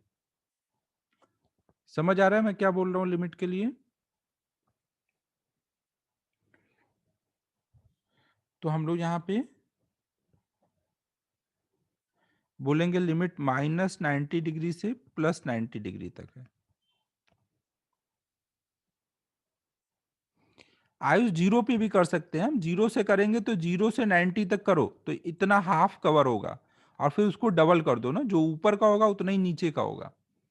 तो 0 से 90 करो और इंटू 2 कर दो पूरे आंसर में, तो वो भी चलेगा। समझ आ रहा है ना, जीरो करोगे तो यहाँ वाला रिंग मिलेगा ना, थीटा जीरो होगा मतलब ये वाला पॉइंट यहाँ आ जाएगा, तो यहां से लेकर के यहां तक करोगे और उसको डबल कर दो। अब इसको हम सॉल्व करते हैं, तो ये हो जाएगा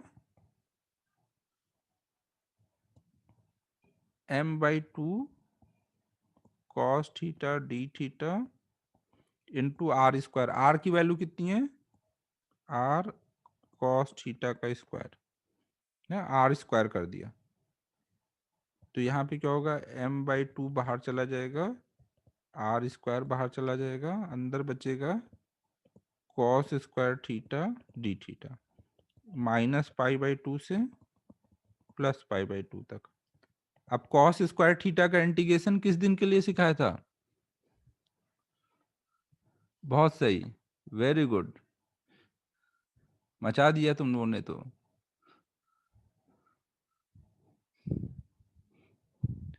अबे प्रथमेश, गिरा गिरा के पीटूंगा तुझे।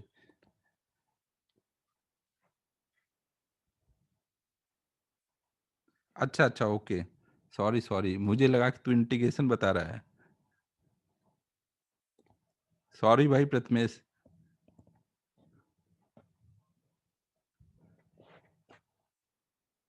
तो cos क्यूब थीटा आ गया अपना। हाँ बाकी सब तो सही है ना। अब हमें cos क्यूब थीटा का इंटीग्रेशन करना है, तो उसके लिए क्या करेंगे, cos क्यूब थीटा के इंटीग्रेशन के लिए क्या करना चाहिए,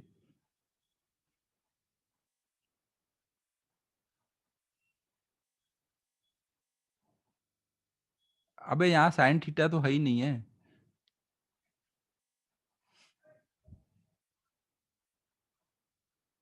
वेरी गुड प्रथमेश, तो यार एकदम स्मार्ट हो रहा है। तो यहाँ पे हम क्या लिख देंगे, 1 माइनस साइन स्क्वायर थीटा ना, ये कॉस स्क्वायर थीटा को लिख दिया 1 minus sign square theta into cos theta D theta. अब हम क्या होगा, साइन थीटा को अगर टी पकड़ेंगे तो कॉस थीटा डी टी बन जाएगा, और ये वाला टर्म हमारा 1 minus sign square theta 1 minus T square बन जाएगा ना। हम यहाँ पे क्या लिख देते हैं, साइन थीटा इज कुछ टी, दोनों साइड डिफ्रेंशिएट कर दो थीटा के रिस्पेक्ट में, तो ये आ जाएगा cos theta equal to D T by D theta, मतलब cos theta d theta is dt ना। और लिमिट अब थीटा की जगह t की लिमिट डालेंगे, तो यहाँ पे ये जहाँ पे सपोज किया है वहां पे थीटा की लोअर लिमिट डालोगे -π/2, साइन -π/2 मतलब -1, और अपर लिमिट डालोगे तो वो +1 हो जाएगा ना। तो ये टर्म क्या हो जाएगा, यहीं पे लिख देता हूँ ना अभी तो ना, तो i की वैल्यू हो जाएगी mr²/2। लिमिट समझो ना, अब ये इंटीग्रेशन में मत परेशान हो जाना ना भाई, ये पहले बहुत बार समझाया हुआ है। -1 से +1, ये हो जाएगा 1 minus T square into D T.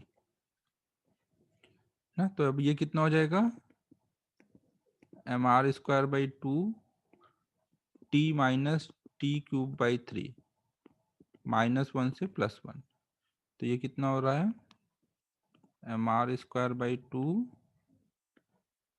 1 - 1³/3।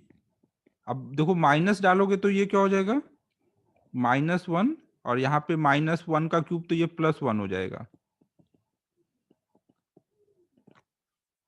Calculation थोड़ा ध्यान से देखते रहना, नहीं मैं मचा दूंगा अभी। तो ये कितना आ जाएगा, 2/3 -2/3। तो ये +4/3 होगा, 2 कटेगा तो 2/3 आ जाएगा ना। बाकी कैलकुलेशन है वो कर लेना। तो फाइनल फॉर्मूला आ गया आई का हॉलो स्फीयर के लिए, 2/3 mr² ना। और इसको याद रखना है ना, इतना बार बार एग्जाम में जरूरत पड़ेगी तो, ये कहीं जरूरत पड़ती है ना, डायरेक्ट कोई आए नहीं पूछता ना, आएगी जरूरत पड़ेगी तो ये सब आपको बार बार डिराइव नहीं कर सकते ना, डायरेक्ट याद रखना होता है। नोट करो सभी।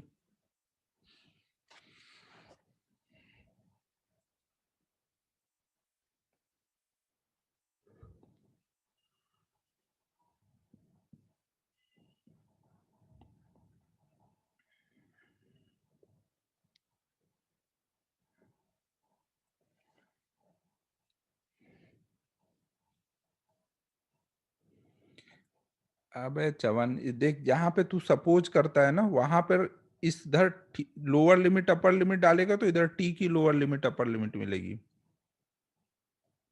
ना। यहाँ पे थीटा की लिमिट क्या है, -π/2, तो यहाँ डाल दे जहां पे सपोज किया है।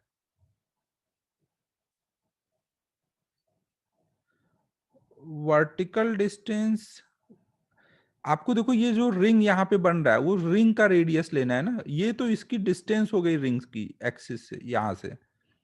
आपको रिंग का रेडियस तो ये होगा ना, ये कितना होगा, इसके बराबर होगा। आदित्य समझ रहे हैं, यहाँ पे रिंग ऐसे है तो ये रेडियस लेना है ना।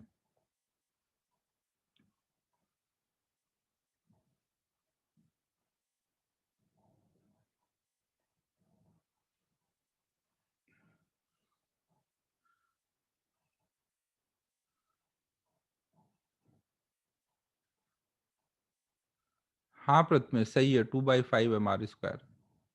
बट यार थोड़ा तू पानी वानी पीता रहे, तू यार ज्यादा ही परेशान है। इतना धड़ाधड़ करेगा तो बाकी तो कल्पेश बेचारा क्या करेगा, परेशानी हो जाएगा वो।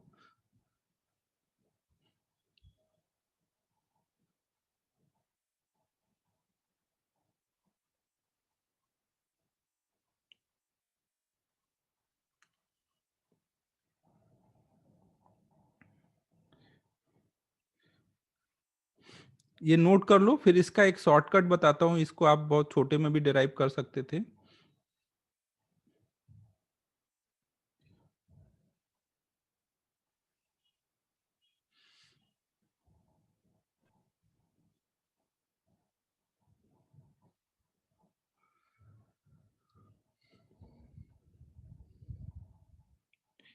ये बताना जरूरी था एक्चुअल में, ये अपना बेसिक तरीका है।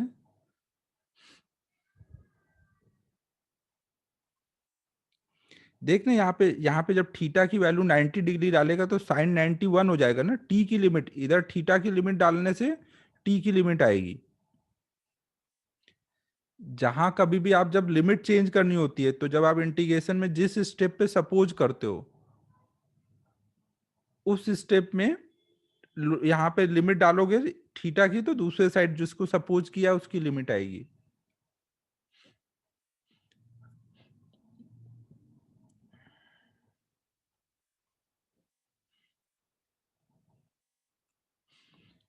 डेफिनेट इंटीग्रेशन थोड़ा रिवाइज कर लेना अगर आपको यहाँ लिमिट वगैरह में दिक्कत आई है। अगर ऐसे लिखा है और आपने सपोज किया, तो इधर के साइड में अपर लिमिट लोअर लिमिट डालो तो इधर के साइड की अपर और लोअर लिमिट आ जाएगी।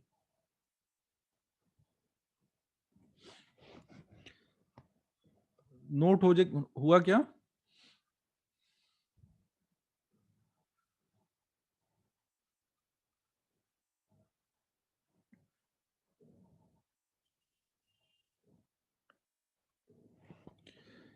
चलो अब इसका मैं एक दूसरा तरीका बताता हूँ। सपोज हमारे पास एक स्फीयर है, हॉलो स्फीयर। जल्दी लिखो।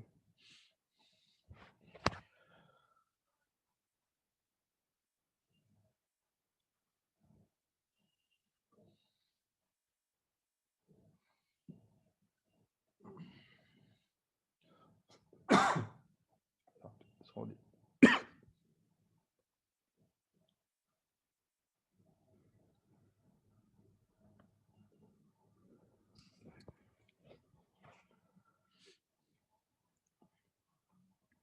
तो देखो हमने यहाँ पे एक सॉलिड स्फीयर ले लिया है और इसके सेंटर पे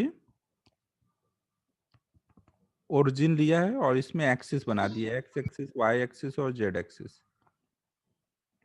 अब अगर हम इसके सरफेस पर एक छोटा सा मास ले लें, ये इसके सरफेस पे लिया है कोई डीएम मास, पॉइंट मास ना, और इसका कोऑर्डिनेट कुछ X comma Y comma Z है। अगर मैं इसको सेंटर से मिलाऊं इस पार्टिकल को, तो ये डिस्टेंस कितनी आएगी?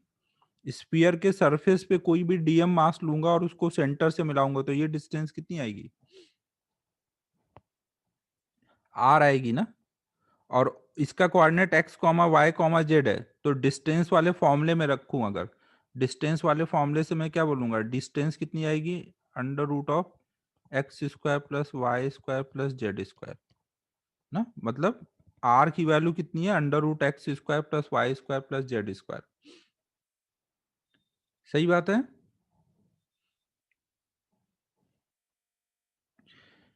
फिर आपको एक चीज ये पता होनी चाहिए कि कोई भी अगर एक्सिस है, X axis, Y axis, Z axis, और अगर मैंने कोई पॉइंट लिया है जिसका coordinate X comma Y comma Z है, तो उसकी अगर मुझे कोई एक एक्सिस से परपेंडिकुलर डिस्टेंस चाहिए, मान लो मुझे एक्स एक्सिस से इसकी परपेंडिकुलर डिस्टेंस चाहिए, तो वो मैं कैसे निकालूंगा?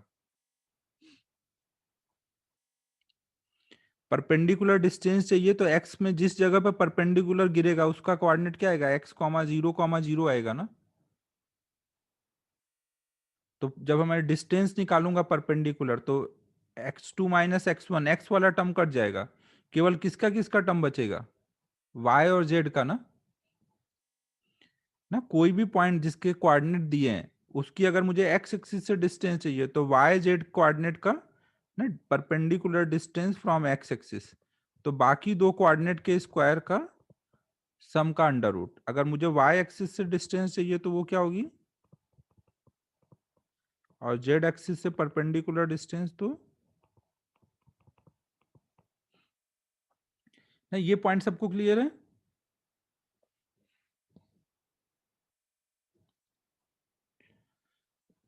अब देखो अगर मैं यहाँ पे इस x एक्सिस के अबाउट मोमेंट ऑफ इनर्शिया निकालूं, x एक्सिस के अबाउट इस पॉइंट मास की, तो कितना लिखूंगा? x एक्सिस के अबाउट निकालना होगा तो क्या लिखूंगा? उसका मास इनटू उसकी x एक्सिस से परपेंडिकुलर डिस्टेंस का स्क्वायर। x एक्सिस से डिस्टेंस कितनी आएगी?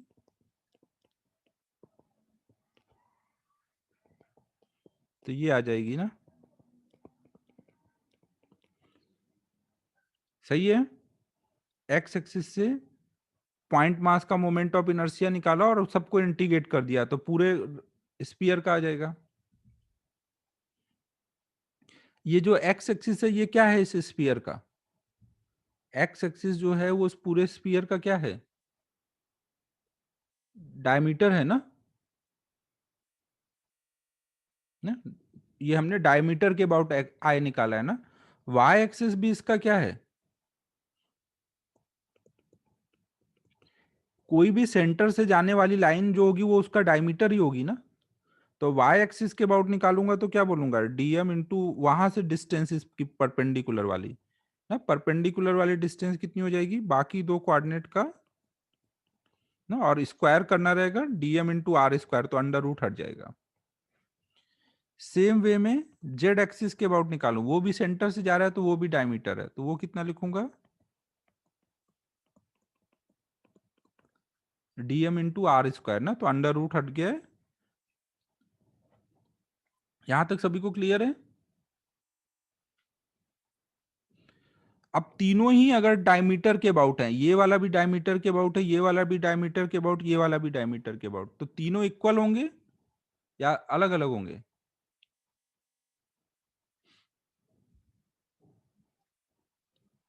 इक्वल होंगे, तो हम बोल सकते हैं कि आई एक्स बराबर होगा आई वाई बराबर होगा आई जेड, और ये सब बराबर होंगे मान लो कोई आई के, ना ये सपोज कर लिया आई के। तो अगर मैं इक्वेशन 1 2 और 3 तीनों को ऐड कर दूं,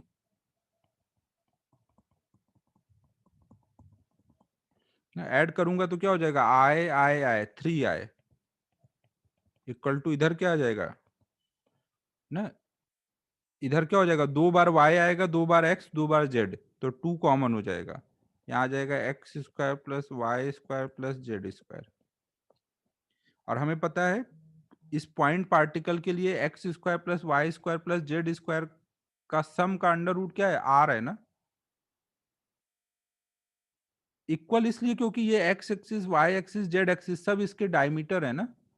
तो डायमीटर के अबाउट आए अगर पूछा जाए तो आप कोई भी डायमीटर ले लो, ये ले लो, ये ले लो, ये ले लो, कोई भी सेंटर से जाने वाली लाइन उसका डायमीटर है, सबके अबाउट आए सेम आएगा ना, तो इसलिए तीनों इक्वल हैं। तो ये वाला टर्म कितना बन जाएगा, 3 को इधर कर दो, dm इंटू आर स्क्वायर, ना आर स्क्वायर बाहर चला जाएगा, कांस्टेंट है ना, और dm dm ऐड होकर के m हो जाएगा, तो टोटल आया हो जाएगा 2/3 mr स्क्वायर। कुछ चमका भाई, क्या किया मैंने?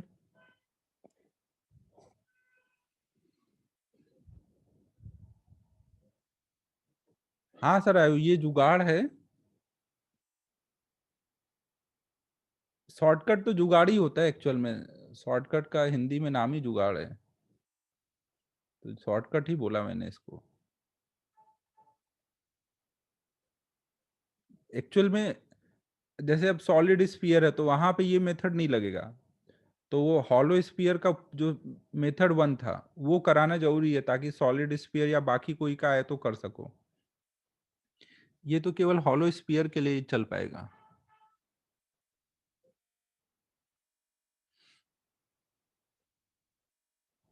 dx कहाँ, आई एक्स बोल रहा है, आई एक्स आई वाई कैसे आया, dx तो कहीं है ही नहीं है। आई एक्स अगर मुझे निकालना होगा तो मैं उस मास और उसकी परपेंडिकुलर डिस्टेंस देखूंगा ना, परपेंडिकुलर डिस्टेंस के लिए वाई और जेड कोऑर्डिनेट लगेंगे। कहाँ पर, लेफ्ट के नीचे, ये डी एक्स लिखा है, डी और नीचे सबस्क्रिप्ट में एक्स लिखा है ना, सबस्क्रिप्ट का मतलब है कि ये डिस्टेंस देख रहे हैं एक्स एक्सिस से देख रहे हैं ना, परपेंडिकुलर वाली ये वाली डिस्टेंस को डी एक्स बोला है ना, इस वाली डिस्टेंस को D Y, perpendicular distance from X axis है, ये perpendicular distance from Y axis. अबे यार, रात का च्यवनप्राश का इफेक्ट अब सुबह होते होते कम हो रहा है अब। समझाया तो, ये I X I Y I Z same क्यों है, क्योंकि तीनों ही डायमीटर के अबाउट आए हैं। कोई भी डायमीटर के अबाउट आए निकालोगे तो सब सेम ही डायमीटर है ना, डायमीटर में थोड़ी डिफ्रेंशिएट करोगे, ये वाला अलग डायमीटर है, ये वाला अलग डायमीटर है, सब सेम ही डायमीटर है, कोई सा डायमीटर ले लो। तो कोई भी तीन के अबाउट निकाला है, एक्स और वाई और जेड तीनों इक्वल है, तो तीनों ऐड कर दिया है।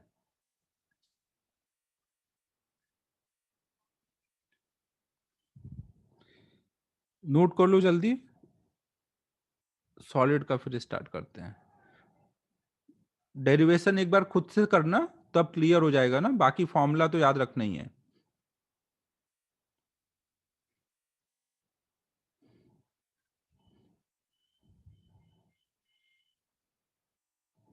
हाँ, सॉलिड का 2/5 आ रहा है।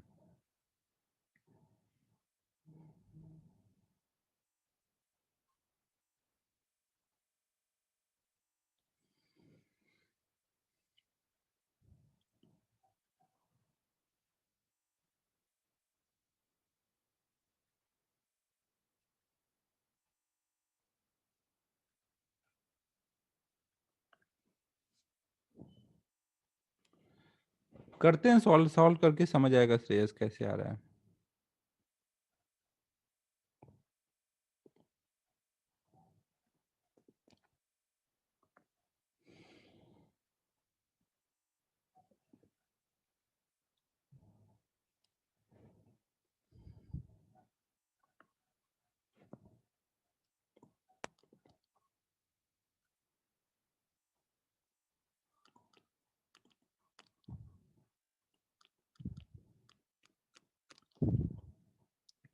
देखो एक चीज हमेशा ध्यान रखना, अगर सेम मास है सेम रेडियस है तो हॉलो वाली बॉडी का आई ज्यादा आएगा या सॉलिड वाली बॉडी का ज्यादा आएगा?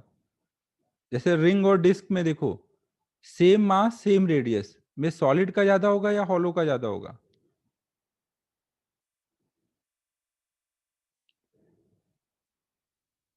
नहीं नहीं नहीं, रिंग का ज्यादा होगा ना। मोमेंट ऑफ इनर्शिया देखो किस पे डिपेंड कर रहा है, मास पे, और मास की एक्सिस से डिस्टेंस किस में ज्यादा है? एम आर स्क्वायर ना, एम और आर दोनों पे कर रहा है। तो अगर रिंग लोगे, जैसे आपने रिंग लिया, तो रिंग में सारा का सारा मास क्या एक्सिस से दूर है ना? सारा मास एक्सिस से दूर है, तो हर मास का मोमेंट ऑफ इनर्शिया ज्यादा है। सॉलिड में क्या हो रहा है, कुछ मास पास भी आ जा रहा है, कुछ दूर है, और दोनों में टोटल मास तो सेम ही है ना। टोटल मास अगर सेम है ना, अगर टोटल मास सेम है तो इसमें सारा का सारा मास दूर था, इसमें कुछ मास पास है कुछ दूर है, तो फिर इसमें मोमेंट ऑफ इनर्शिया कम हो जाएगा ना। समझो ना, मोमेंट ऑफ इनर्शिया मास पे भी डिपेंड कर रहा है, डिस्टेंस पे भी डिपेंड कर रहा है। जितना दूर होगा मास उतना ज्यादा मोमेंट ऑफ इनर्शिया होगा ना। तो सेम मास के दो बॉडी में हमेशा हॉलो का आई ज्यादा होगा देन द सॉलिड, क्योंकि हॉलो में सारा मास दूर चला जाएगा ना एक्सिस से ना। ये चीज हर जगह देखोगे आप। अब जैसे हॉलो स्फीयर और सॉलिड स्फीयर, तो हॉलो का अगर 2/3 आया है तो सॉलिड का 2/3 से कम ही आएगा, क्योंकि उसमें कुछ मास अब बीच में आ गया ना, पास आ गया है।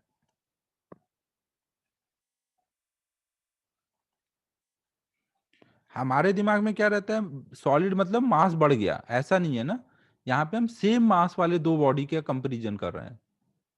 अगर मास बढ़ता है तो अलग बात है कि आई बढ़ जाएगा, लेकिन हम सेम मास के दो बॉडी के आई का कंपैरिजन कर रहे हैं। चमक रहा है मैं क्या बोल रहा हूँ? हमारे दिमाग में क्या आता है, सॉलिड हॉलो से सॉलिड हुआ मतलब मास बढ़ गया, तो हम तुरंत बोलते हैं आई बढ़ जाएगा, वो बात सही है। लेकिन अगर हम सेम मास के दो बॉडी रखें, एक हॉलो और एक सॉलिड, तो क्या होगा?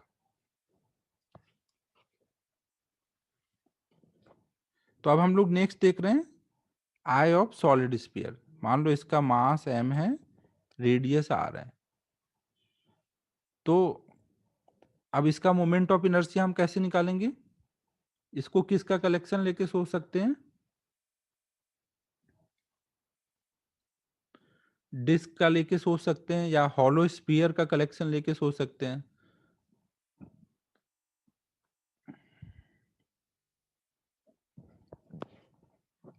तो अभी मैं हॉलो स्फीयर का कलेक्शन लेके सोच रहा हूँ ना, उससे थोड़ा सोचना अपन के लिए आसान रहेगा।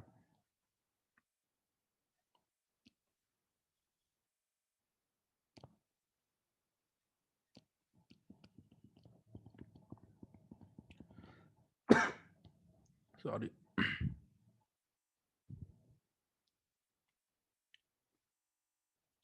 सेम रेडियस है और मास देखना पड़ेगा, मास का क्या है उसमें। अगर मास अलग अलग है तो मास कितना ज्यादा अलग है वो भी देखना पड़ेगा। अभी इस पे फोकस कर भावेश, इधर देख। मैंने एक r डिस्टेंस पे dr थिकनेस का एक हॉलो स्फीयर ले लिया है। टोटल सॉलिड स्फीयर का मास m है, रेडियस r है। तो अब देखो ये जो यहाँ पे हमने हॉलो स्फीयर लिया है, इसका मास निकालना है। तो हम अब क्या सोचें,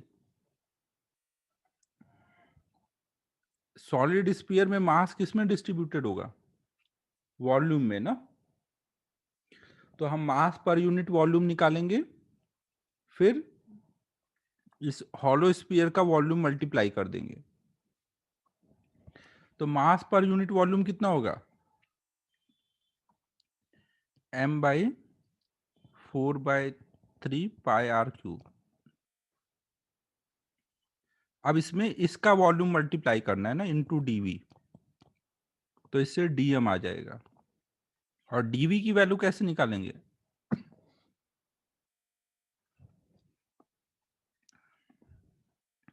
dv की वैल्यू पहले निकालना सिखाया है कि नहीं? हाँ, 4πr² dr, इसका surface area into height. Cylinder का जैसे निकालते हैं।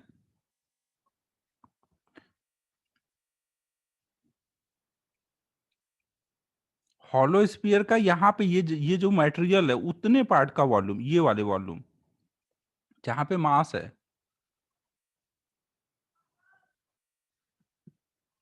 ये जो थिकनेस है उसका, उस पार्ट का वॉल्यूम निकाल रहे हैं ना। तो ये सरफेस एरिया इनटू हाइट, ना हाइट कितनी है, डी आर।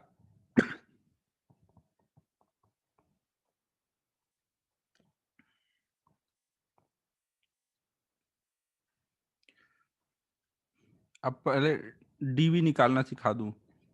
डीवी अभी तक नहीं निकलवाया है कभी भी। देखो डीवी निकालना है तो आप एक तो क्या करो, बड़ा वाला वॉल्यूम निकालो। R plus D R radius के वॉल्यूम में से आर रेडियस का वॉल्यूम कम कर दो तो इतना वॉल्यूम आ जाएगा। R plus D R radius के वॉल्यूम में से आर रेडियस का वॉल्यूम कम कर दो।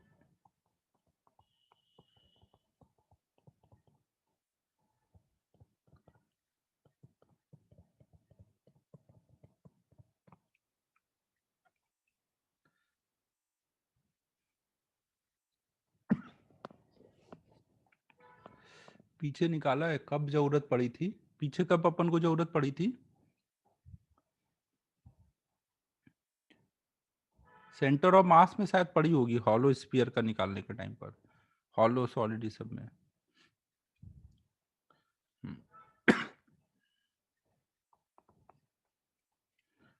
अब लिख दिया है तो कर देता हूं मैं। 4/3 पाए, यहाँ पे आर को बाहर कर दो।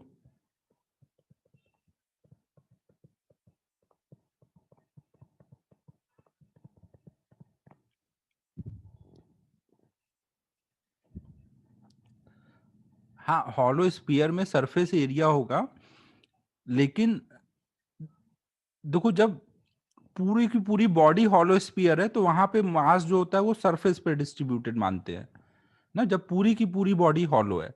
लेकिन जब पूरी की पूरी बॉडी सॉलिड है तो वहां पे मास किस में डिस्ट्रीब्यूटेड है, वॉल्यूम में।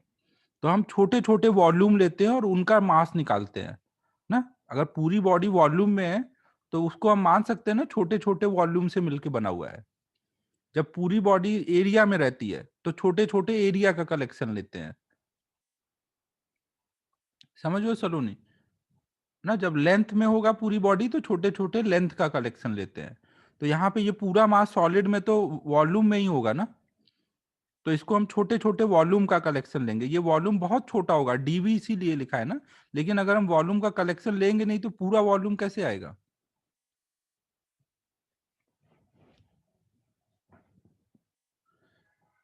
तो अब देखो ये क्या हो जाएगा, 1 + x⁴n, याद है बायनोमियल लगाते थे इसमें। बायनोमियल तो अब तुम लोग पढ़ ही रहे हो ना, तो अब तो तुम्हें तो पता ही होगा ये सब।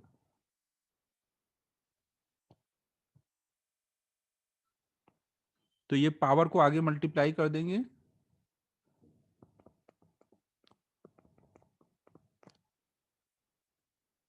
1+3 dr/r -4/3 πr³ तो अब अंदर जब मल्टीप्लाई करोगे आप तो ये आ जाएगा 4।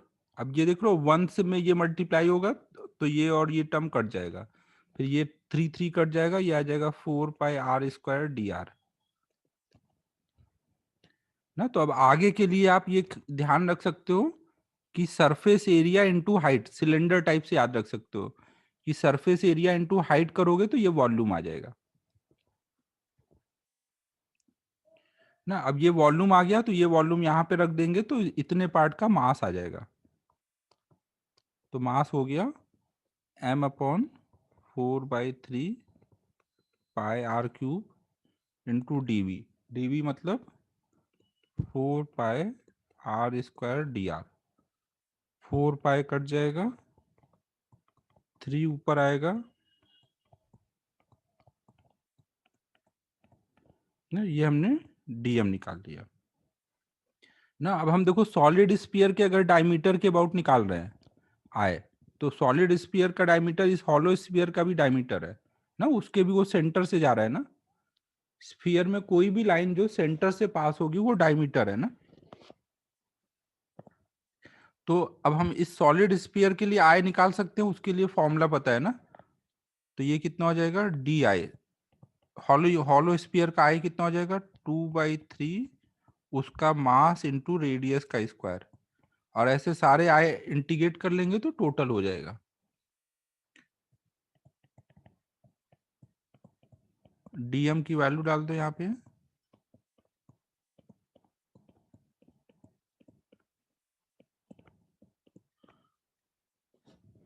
ये 3 कट गया, यहाँ पे 2m में r³ बाहर जाएगा, अंदर बचेगा r⁴ अब देखो हम जो हॉलो स्फीयर का कलेक्शन लेंगे, सबसे छोटा हॉलो स्फीयर सेंटर पे होगा, फिर उसको बड़ा करते जाएंगे, बड़ा होते होते सरफेस तक आ जाएंगे ना। तो रेडियस कहाँ से कहाँ तक वैरी होगा, 0 से R तक। समझ आ रहा है सभी को।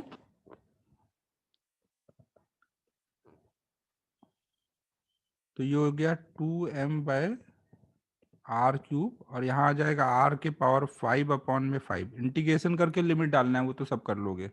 तो ये आ गया 2/5 mr² ना। देखो 3 की जगह 5 आ गया ना, कम हो गया, हॉलो से सॉलिड का आय कम हो गया।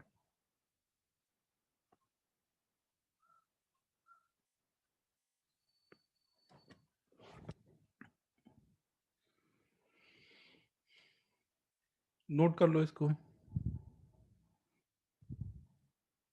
हाँ, डिस्क में थोड़ा लेंदी जाएगा ना, इसीलिए मैंने इससे किया है, सॉलिड स्फीयर लेकर हॉलो का कलेक्शन लेके। अब जितने डेरिवेशन थे हो गए, अब मैं सारे फॉर्मूले एक जगह लिख रहा हूँ, फिर नेक्स्ट क्लास में मेनली इनको यूज करेंगे।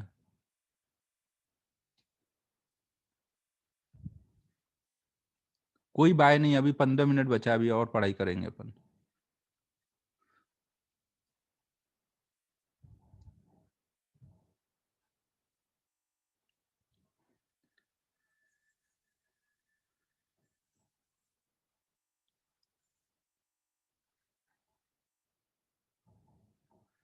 अबे कहाँ हुआ, अपन ने इफेक्टिवली देखा जाए तो 2-3 फॉर्मूले डेराइव किए हैं, वो तो तुम याद कर लोगे, बाकी तो कुछ हुआ ही नहीं है आज। सारा फॉर्मूले डेरिवेशन में ही टाइम चला गया है। नेक्स्ट क्लास में आपको मजा आने वाला है, जब आई निकालेंगे थ्योरम का यूज करके। आज का तो सब डेरिवेशन डेरिवेशन था।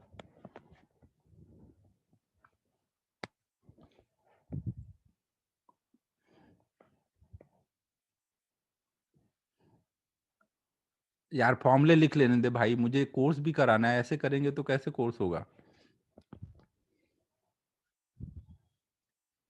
बस फॉर्मूले लिख लेने दे, बस छोड़ दूंगा फिर। ये नोट हो गया।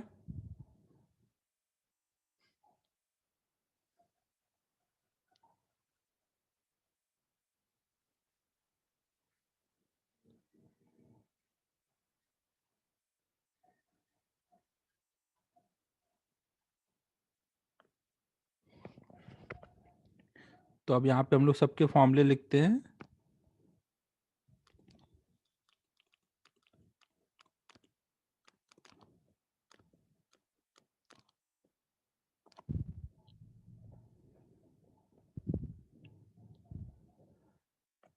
सिद्धेश, तू भी फॉलो कर भाई कल पे इसको।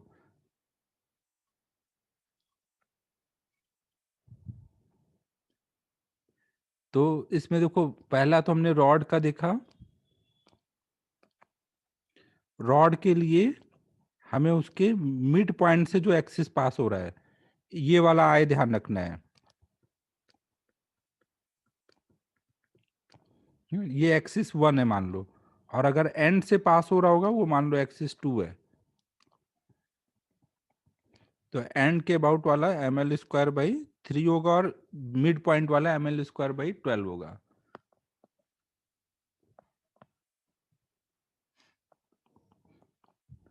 बाकी ये देखा जाए तो वैसे कल पेस में इम्प्रूवमेंट तो बहुत हुआ है।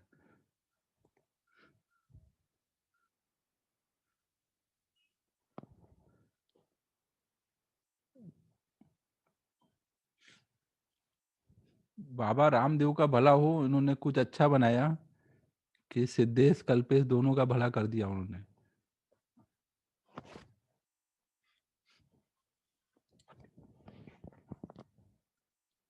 तो फिर नेक्स्ट हम लोग देख रहे हैं रिंग के लिए। रिंग में मास m, रेडियस r, एक्सिस मैंने बना दिया है ना, एक्सिस हमेशा इंपॉर्टेंट होगा। किस एक्सिस के अबाउट आपने लिखा हुआ है, तो एक्सिस में बनाता जा रहा हूं।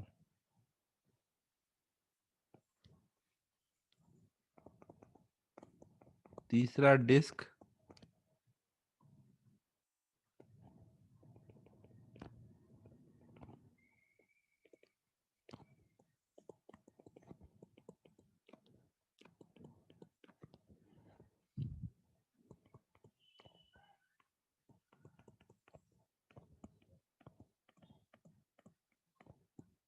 फिर नेक्स्ट हॉलो सिलेंडर,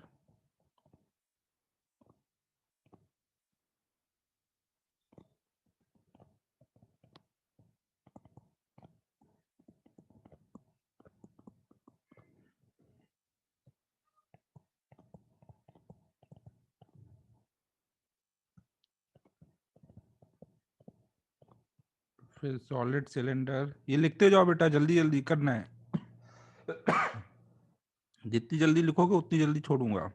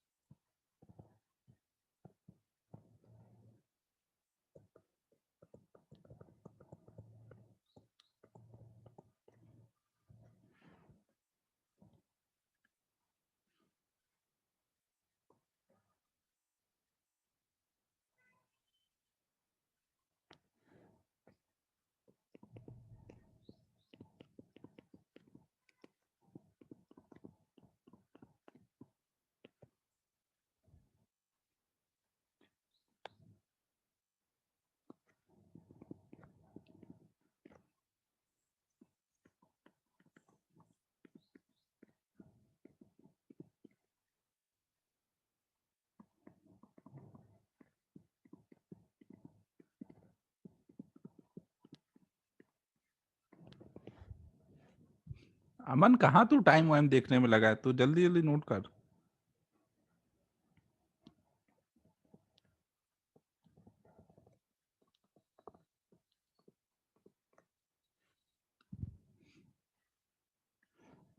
नहीं, इतने फॉर्मूले तो अपन ने डिराइव किए हैं। कोन का और ट्रायंगुलर प्लेट का, वो दो मैं लिख देता हूँ, वो बिना डेरिवेशन के बता देता हूँ। ये नोट हुआ। सब एक जगह नोट करके रखोगे तो याद रखना इजी होगा ना।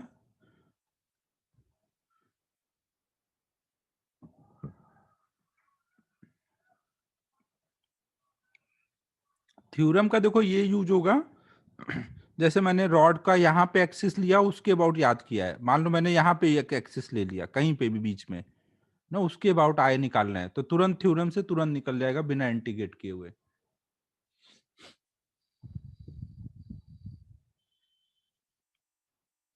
ना ऐसे कोई भी एक्सिस ले सकते हैं ना, कोई भी रिंग है, हमने यहाँ पे एक्सिस ले लिया टेंजेंट क्या, ना ऐसे कुछ भी एक्सिस लेंगे तो थ्योरम से वो तुरंत निकल जाएगा। एक याद होना चाहिए बस, ये वाले फॉर्मूले।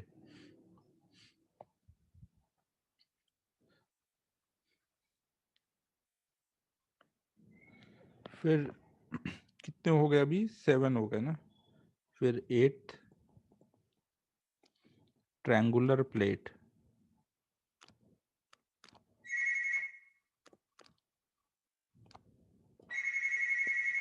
1 मिनट रुकना ना।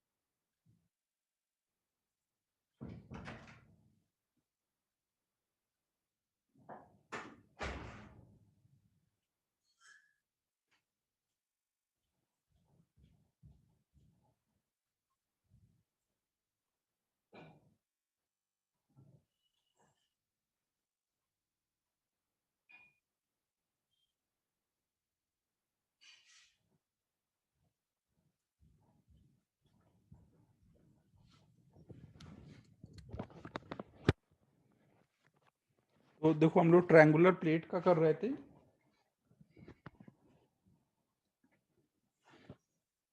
ट्रायंगुलर प्लेट में देखो कोई भी शेप का ट्रायंगुलर प्लेट हो सकता है। ट्रायंगुलर प्लेट है मतलब उसमें जो मास होगा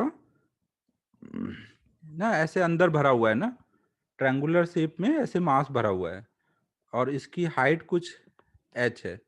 तो बेस के अबाउट आपको अगर मोमेंट ऑफ इनर्शिया निकालना है इस एक्सिस के अबाउट, तो और इसका मास m है, तो वो हो जाएगा I equal to M H square.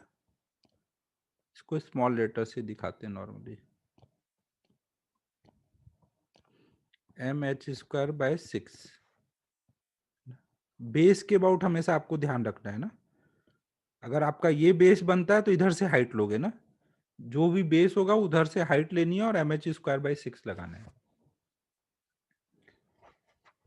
फिर नेक्स्ट है 9th, जिसमें हम लोग हॉलो कोन का देख रहे हैं। हॉलो कोन का क्या हो जाएगा,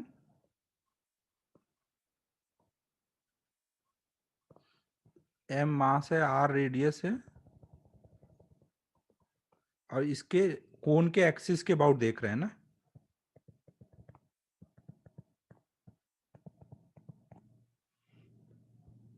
हाँ, एच यहाँ पे हाइट ऑफ ट्रायंगल है। बाकी तुझे डायग्राम देख के क्या समझ आ रहा है, एच और क्या हो सकता है।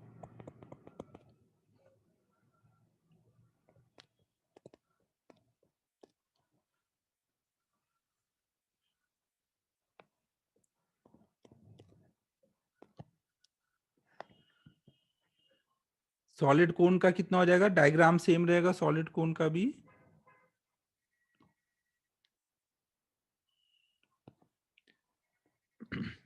सिद्धेश को तो लगता है मुझे खाना डाइजेस्ट नहीं होता होगा जब तक सोता है, दो चार डाउट ना पूछ लिए जाए। एच दिख रहा है कि ये ट्रायंगल का हाइट है, तो भी एच क्या है यहाँ पर, डायग्राम बनाने का क्या फायदा हुआ फिर।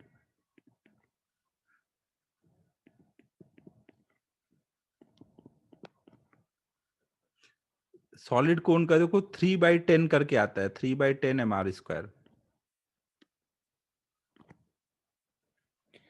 तो ये अपन ने सारे फॉर्मूले नोट कर लिए हैं। नहीं, कोन में भी हाइट नहीं आएगी, डिस्टेंस आती है ना एक्चुअल में। एक्सिस देखो सब जगह है ना हाइट, तो आपको हर जगह एक्सिस से ये डिस्टेंस ही देखनी रहती है। समझो ना, यहाँ पे हर जगह वो डिस्टेंस कैसे है, वो है, हाइट से मतलब नहीं है।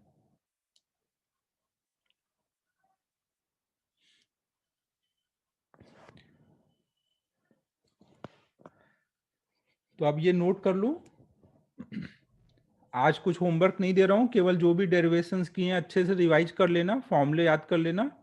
नेक्स्ट क्लास में अब हम लोग इनको यूज करेंगे।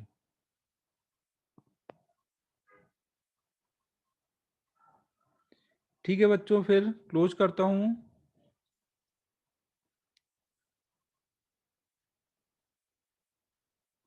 हाँ वैसे ही करना है, अभी कुछ लिखो नहीं भाई इस पे, प्रणव कुछ नहीं लिखो, श्रेयस प्रणव सब हटाओ ये सब।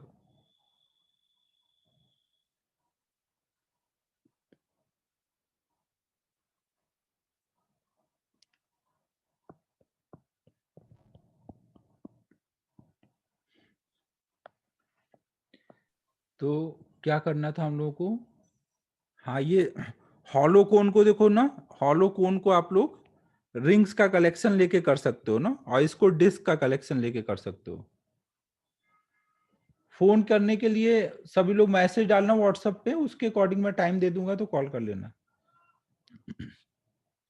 ठीक है बच्चों, फिर क्लोज कर रहा हूँ। Bye everyone.